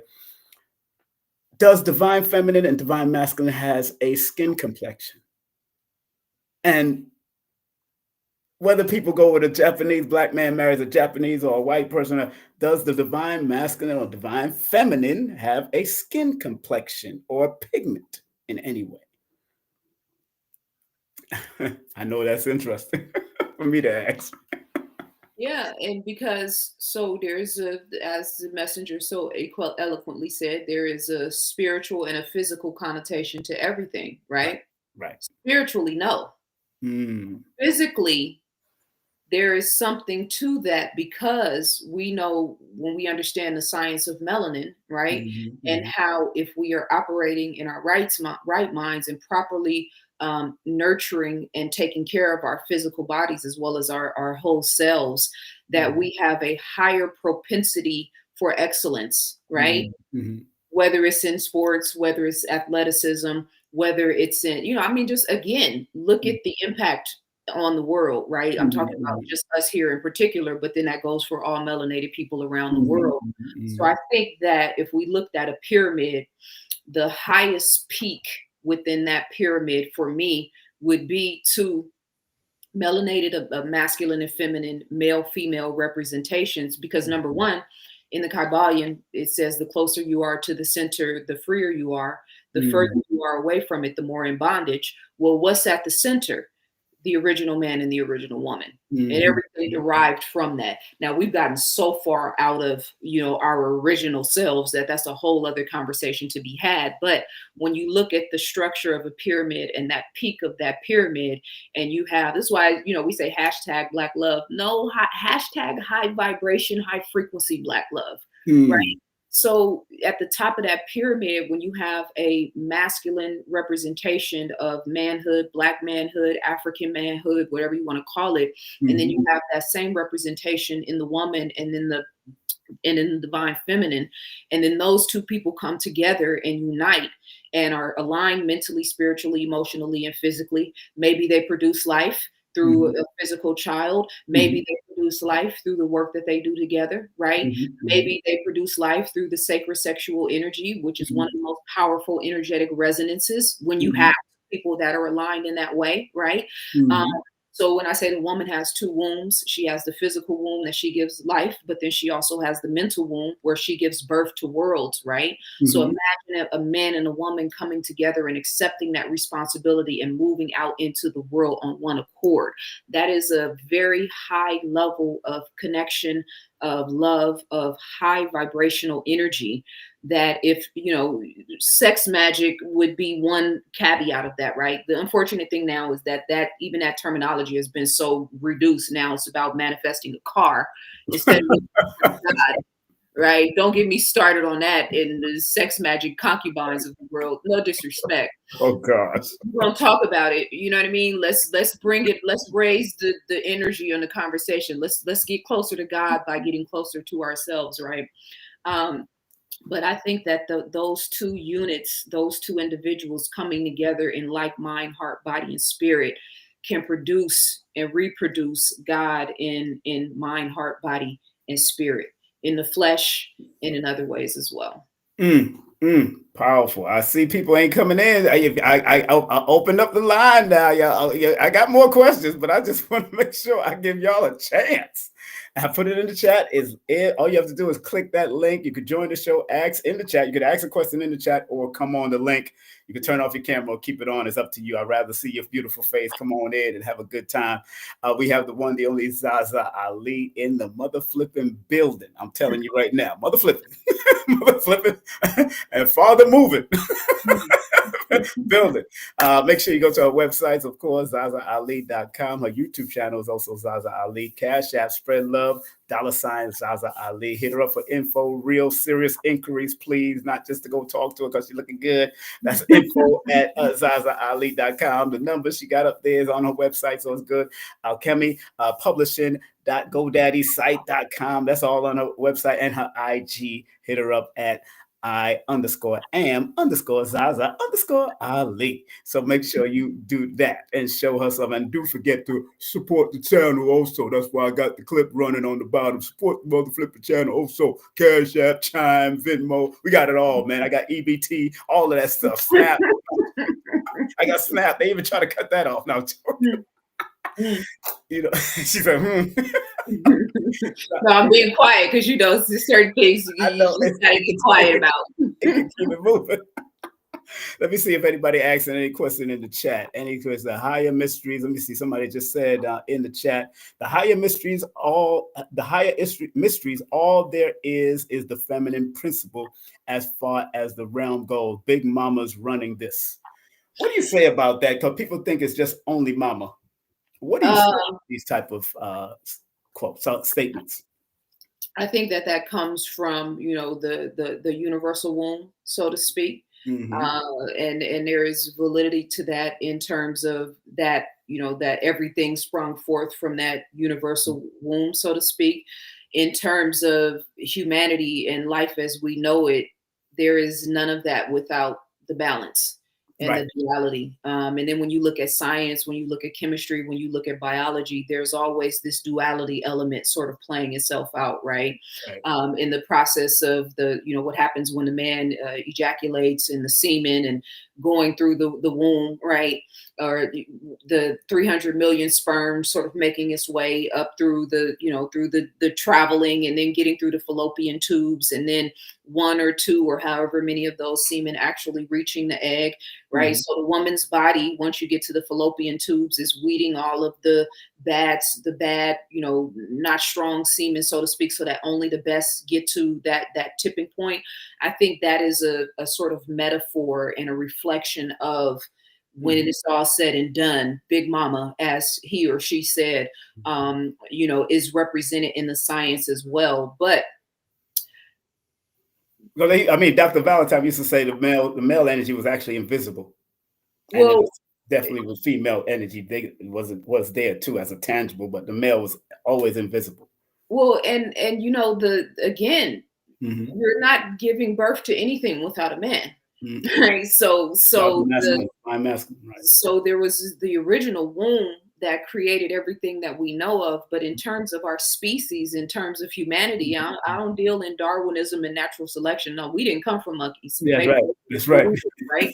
So, and then we could go back because, the androgynous element of this, maybe originally there was some androgynous beings that started out with both the masculine and feminine. Mm-hmm. And then eventually that's another story for another time. But yeah, in terms of humanity, there is no me without you, and there is no you without me. Okay. Abundance Child says, all this happened in stages when the descendants of the ancient mothers stepped out of their own law and allowed outsiders to interrupt the world for them.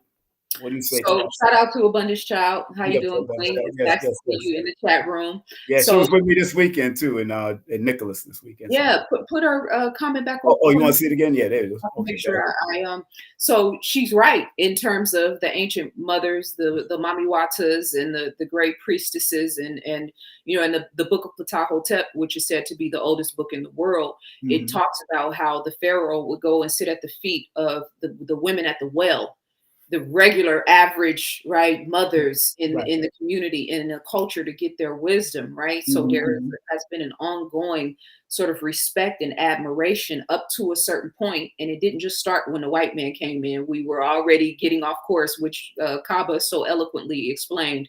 I think he said it was around the 5th dynasty in Kemet when things sort of started to go left. But she said the ancient mothers stepped out of their own law and allowed outsiders to interpret the world for them. So look at the irony of that, and then fast forward to what happened to us when we allowed outsiders to step in and interpret the world for us, right? So there is this repetitive pattern and cycle that keeps happening, but it's all for the perfection of self, right?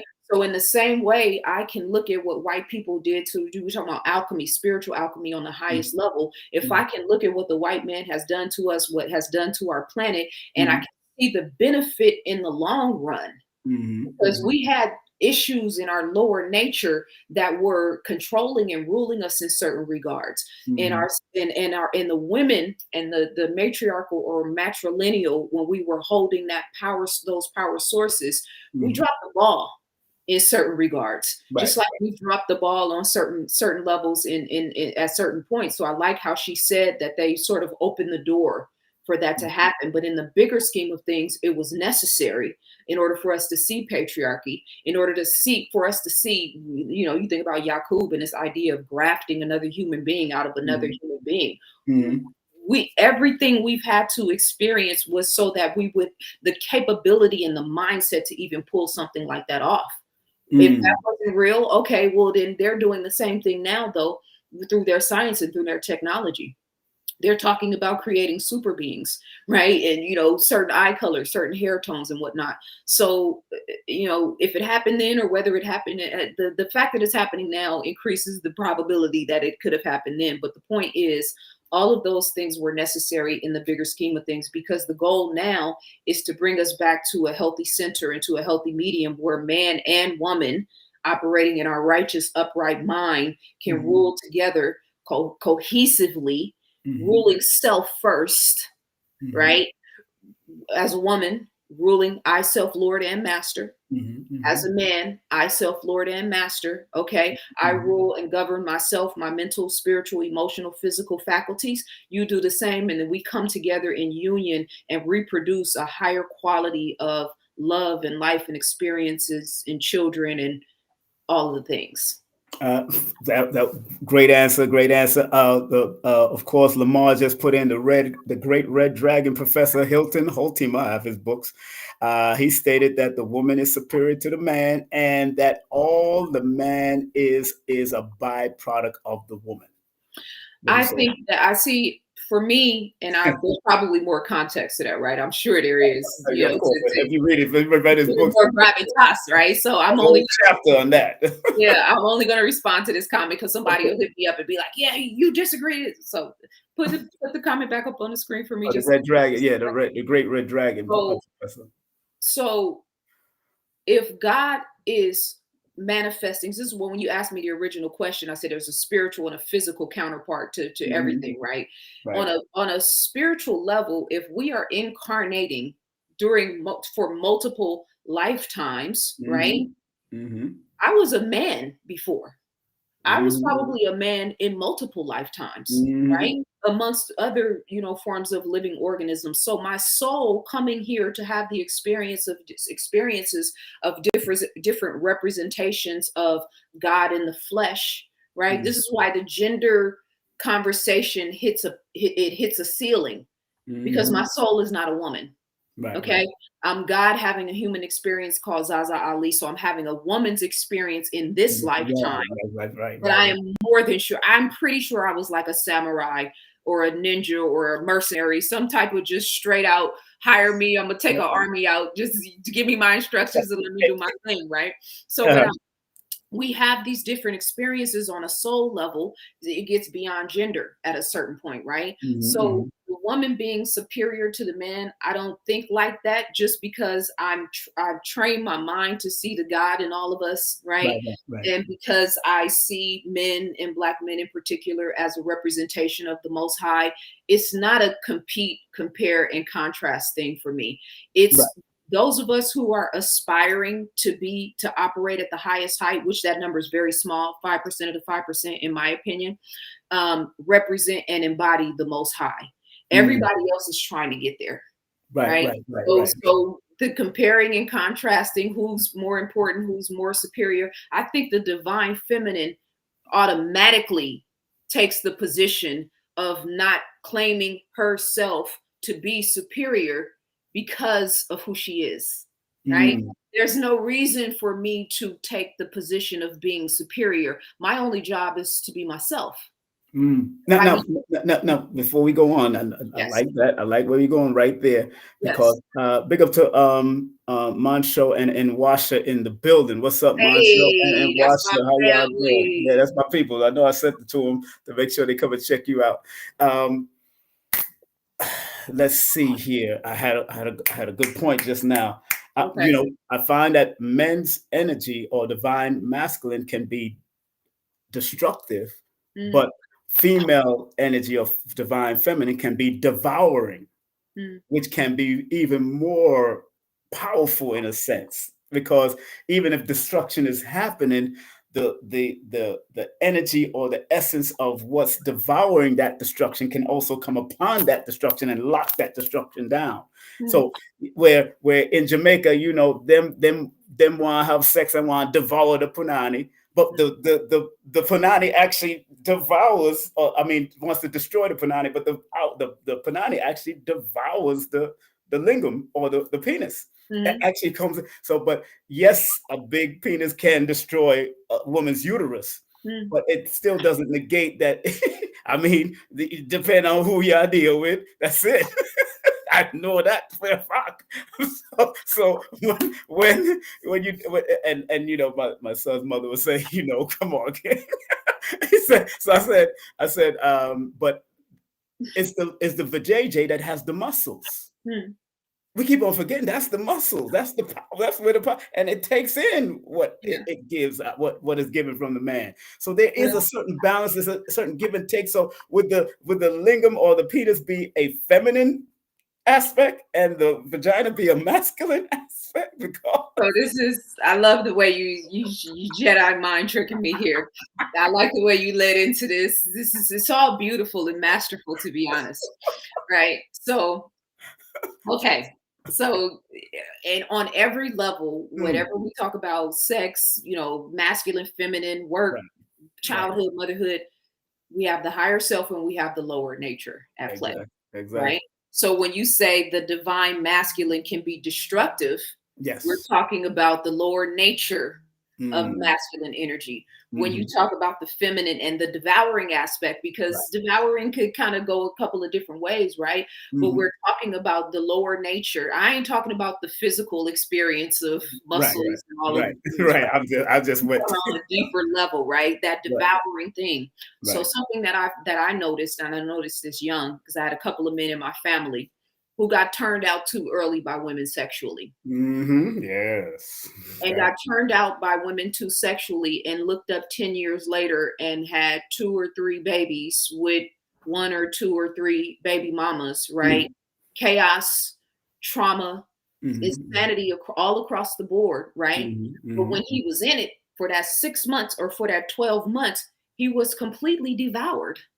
Mind, body, soul, all the things, just completely turned out sexually, ignoring all of the red flags, ignoring the fact she's a basket case, ignoring the fact she already has children and doesn't take care of, you know, all of the things. We all know these stories, right? So I have men in my family, but then I've also known plenty of men in the culture that got devoured by the lower nature sexual energy. Okay.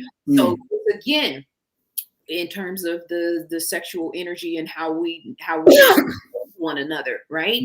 Is this bringing me closer to God? Is this tapping me higher into my higher self? And I ain't on no none. This ain't no religious conversation, right? We having a real conversation. We having a real conversation, yes. You as a women know, you know, you can get tapped into that wrong, you know, the sex is great, right? But then all of a sudden your life falls apart.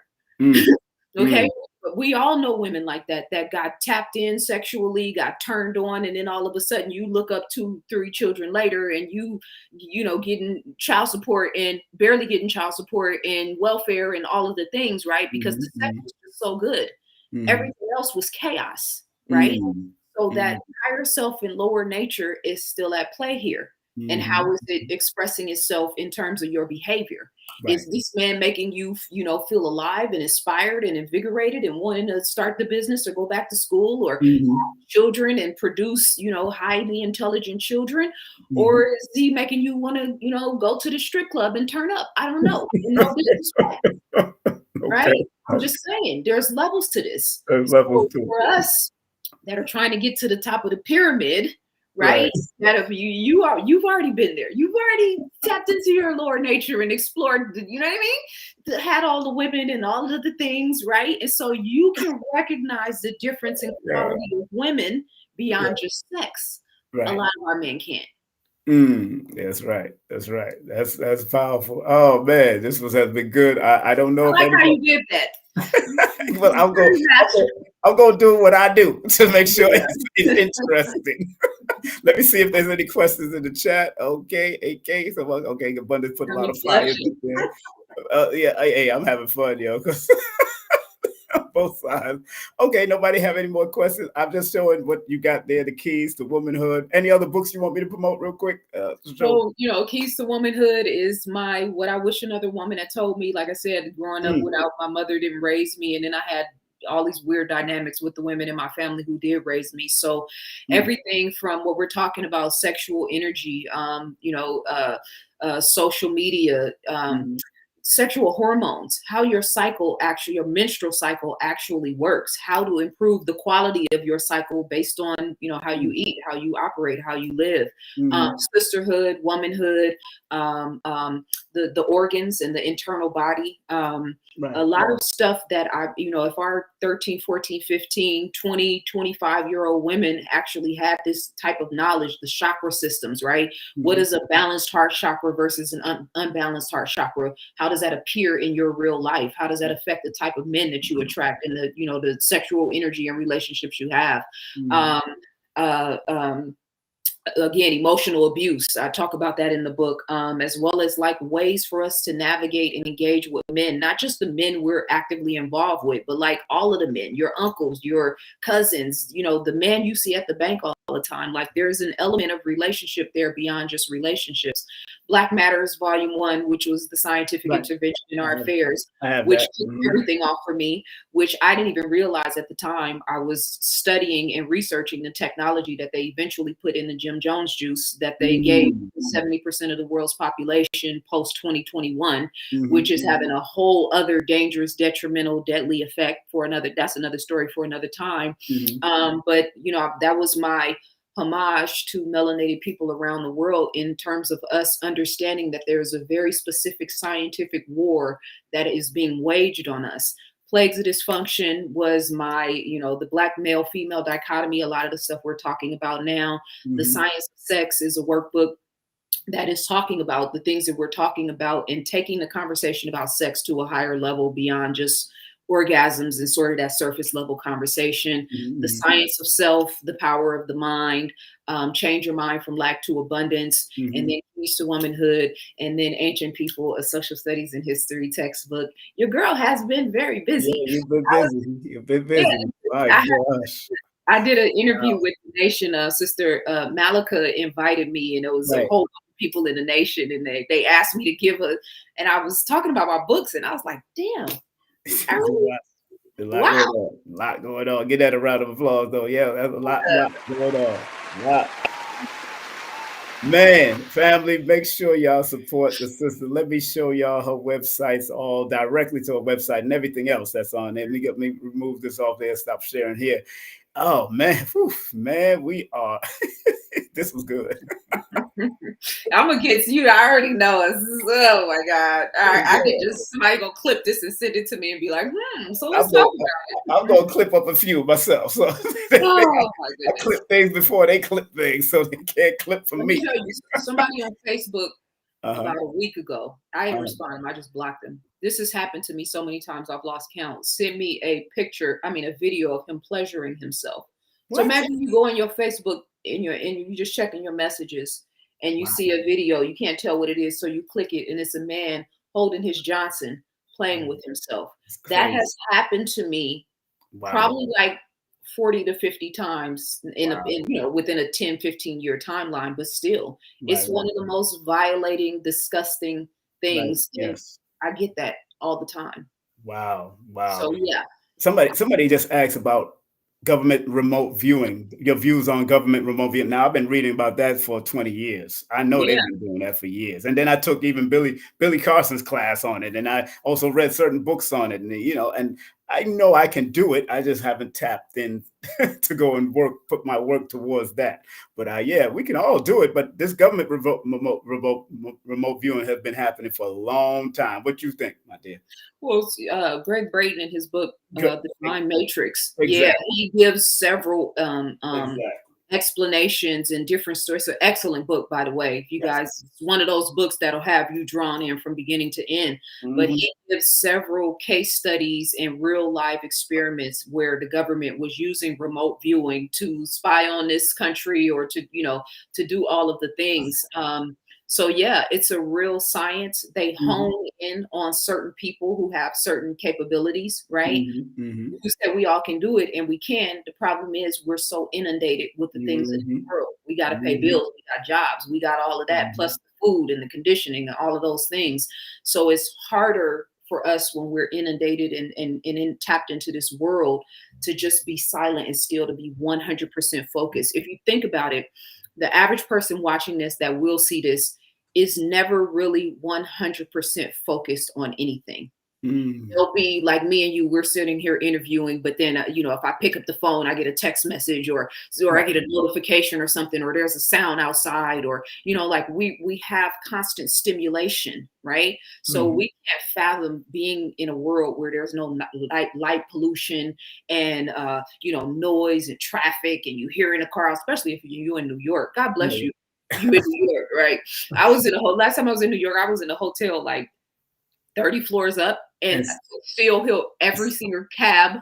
I heard every cab that drove past, right? So this constant inundation. This is why being silent, being quiet, being still is the key to it all. Yes. So you have to be able to be 100% focused in order to tap into that energy, which means your diet, which means your ability to be still, right? There's layers to it, but yes, they absolutely 100% know how to do it, have been doing it, and have used that technology for a lot of different things over the years. Man, thank you so much, my sister. Thank you for coming up. I am not gonna hold you any longer. We're gonna have to do this some other time, or because I'm in New York right now visiting my mom, that I need to get back to Georgia. I was in a quiet space in Stone Mountain, quiet. Stone Mountain and New York is two whole different vibrations. Different things around that part. The deers are feasting off of my leaves, and I'm like, oh my gosh, this is it. But I am so appreciative of you, sister. Family, remember to follow on IG at I_am_Zaza_Ali. I said just like that. Of course, all her websites is up here. Her links. Hit her up on Cash App. Really spread love. If this meant anything to you, hit her up on Cash App at Zaza Ali, $ Zaza Ali. Also, her email, if you want to contact her for real about all the upcoming stuff, you go to her website and all that. But also, she also have a business phone line right there, 470-242-4054.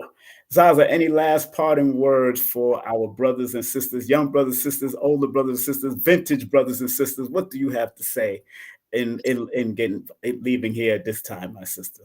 Please. Yes. So first of all, let me just make sure that I give you your flowers and pay proper homage and respect to you, because you have been a constant and a consistent in the, quote unquote conscious community. And I say that it's way beyond what we consider the conscious community, because consciousness creates reality, right? So I have known you for a long time now, and you have always been the same spirit, the same energy. And I don't mean that like you're not evolving. I mean, right.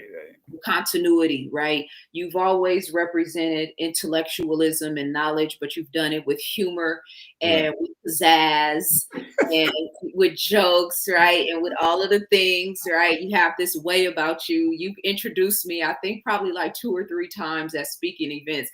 I have all the receipts, yes. I'm in the background like, damn, is he talking about me? They think Delvin Blair said. Package it the way you make me, but just the way you have a way about yourself of like magnifying things and bringing light and life into things is just wonderful. And I have always valued and appreciated. I think Brooklyn was probably the first place. Yes, it was. At the old Nicholas. No, it wasn't the old Nicholas. It was one of the other stores. I don't remember exactly, but it was we did I think we did Marcus Garvey Center, I think. No, I know we did National Black Theater. Definitely did National Black Theater, if you remember. And Nicholas, the old Nicholas downtown. Old one, right? Because they closed it down. Okay, so I think it was an older, but that was like probably 12, 13 years ago at this point. Yeah. I got the flyer for that in home. Yeah. Well, so but you have been a constant of masculinity and of manhood and of righteousness and of balance between the masculine and feminine, which is rare in way, like you speak with love, like the love comes through, and that's important. And I know being a father has definitely like rounded you out, right? And I wasn't the best father in my beginning, but I let people like see how I'm able to open and say that. It's just because I know what I went through to become where I'm at now. Well, yeah, and even at your worst, you were still a master teacher for your babies, right? Because they're alchemy again, right? Yes. So you grew into the man that you are now, which is a powerful representation for them. I know, because it's a powerful representation for us, right? So I value and appreciate that in you and from you, and I want to make sure I say that. Ancient people, when I decided to write this book, I knew that things were getting ready to really, really go to the next level in terms of their plan. And I knew that homeschooling was going to be an important thing for parents that are serious and that are paying attention. I also saw when Trump came in, the race dichotomy, the taking the history out of the school, all of that stuff, right? And trying to play with us and play with our culture and play with our history. And I was like, nah, we taking all our shit back, right? And so 20 years of history of research. I have a degree in African studies. I've been studying our history and our culture for a very long time. So this book has been unraveling for some time now. This is a love letter to our people, our ancient civilizations, and all of the ones who sort of paved the way. And I intentionally chose people and legacies and cultures that a lot of people don't even know about, right? So Ancient People, a social studies and history textbook. And yeah, this is a great and dreadful day.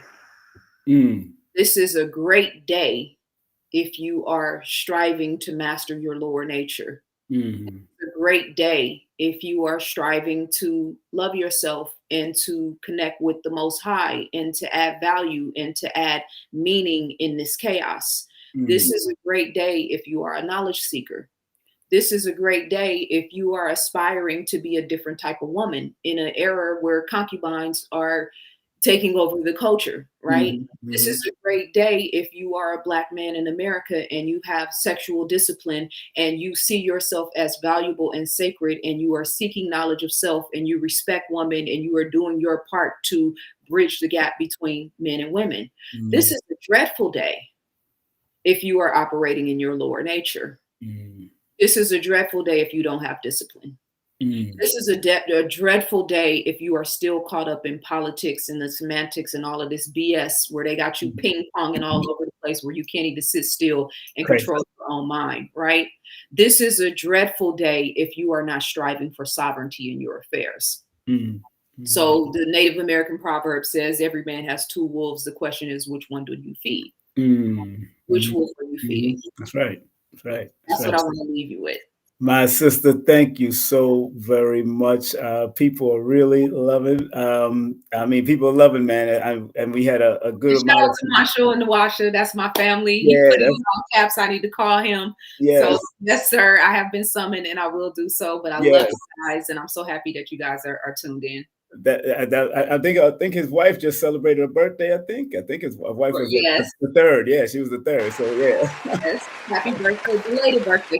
Happy belated birthday to both of you. Them. Happy birthday, belated birthday. It was all of y'all. A lot of y'all celebrate birthdays this month, man. Red pill, blue pill. We're here to set it off. So the world just needs to get in line. My sister, send your salute to your son for me, man. I know I've never met him, but I always want to send salute to the children, man, because I know they're the next generation that got to do it in their own way, not forced by the parents, just do it in their own way. And I thank you so much for coming on. I'm going to close out with Delbert Blair's prayer. Unless you want to hold on, I could do that. You could be right here while I'm closing it out. I'll put you in the background if you want. I'll put you in the back, but we're gonna let you go. But I'm gonna keep you in the background just in case you want to hear the prayers and all that. All right, you good? Okay. I appreciate you again. Appreciate you again. Give a round of applause. One the only Zaza Ali, man. I need to bring her and Sister Shahrazad Ali together. She retired though. She don't speak anymore. She retired. She told me she retired. So, all right. I'll talk to you later. All right. All right. Peace and love. All right. Man, family.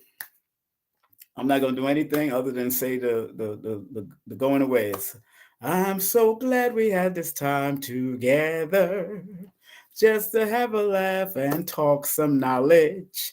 The kind of knowledge you will not find in college, but it's time for you to all use it. I know y'all heard that, Carol Burnett. I had to do a spin on it. Um, Dr. B says, I forgive myself, my family, and others for imperfection, and I am thankful for my life. Go to his website, elevationtime.com. And for Dr. Delbert Blair, the late, great Dr. Delbert Blair, go to his website, themetacenter2.com. And his prayer was, please, Universal Creator, know in my heart that I love you. Please protect me and this planet on which I live now. Please open up my mind, my spirit, and my soul to receive only truth and your love now. Thank you, Dr. Delbert Blair, for that prayer, that gift that you offered us, that you said to say at 12 o'clock every Tuesday to keep the things in alignment. And I say it every day. Thank you all for coming in and supporting me and what I did. Thank you all for supporting my 30th anniversary in promotion and production this year. And thanks to all the great ones. And remember, family, coming up next, right here is going to be next week, Wednesday, is going to be Kaba Kamene, Kaba Hayawata Kamene, Professor Baba Kaba Kamene. And we're going to be speaking about education, authorship, Dr. Sebi's influence in the health world, and more, because we're doing it on Dr. Sebi's born day, November the 26th. I think he would be 91 or 92 years of age. So Wednesday, we're going to be, and also we're going to be talking about his new book, Who Were the Moors Before the Moors? And we're going to speak about that. And also want to remind each and every one of you beautiful people, this is the last day to take advantage of my 30-minute session, whether you're a veteran or not. I did a veteran special, $60 off. Text me your full name, date of birth, and email to 347-496-1022. That's 347-496-1022. Thank you so much for your service. If you're a veteran here in America or throughout the world, whatever service you did in the world, please, thank you for doing what you do to protect people's lives or protect people's whatever, but respectfully doing it to do what you got to do. My father was a veteran, and my sons, they all was in the military. I was a Nation of Islam veteran. So I know what that is. And family, want to remind all of you that on the 13th, we have, before he goes to Ghana for a few months, the legendary Professor James Smalls will be at Nicholas Brooklyn over there at 1396 Fulton Street. And of course, tickets are now available at Linktr.ee/kingsimonthenumerovator. You can vend also. Vending spots are limited. So if you want to vend, tickets, early bird tickets are $30 before December 1st and more after December 1st, $40 after. Sister Kafunya is opening. Felicia Harden from Hoppy and Joshua Sarah will be opening. And don't forget the tribute. I forgot to put the tribute of the late, great Baba Heru. Man, our brother, Ankh Ra Samaj Sepanta celebration. We know he transitioned a few weeks ago, but they're doing a tribute. I think he got cremated, and I know they're doing a tribute at one place over here on December 6th at the Caribbean Cultural Center, African Diaspora Institute in Manhattan. And then we're going to be at Mega Evers the next day, Sunday, December the 7th, Baba Heru tribute and celebration of life, all starting at 1 o'clock. Each one of them is at 1 p.m. those 2 days. All right. So on that note, family, I'll be running all the commercials down after we finish. And thank you very much for who you are and what you do. And remember, I love you because I love me. You have been watching King Simon Presents Only Quality People, as we welcome back our dear sister Zaza Ali.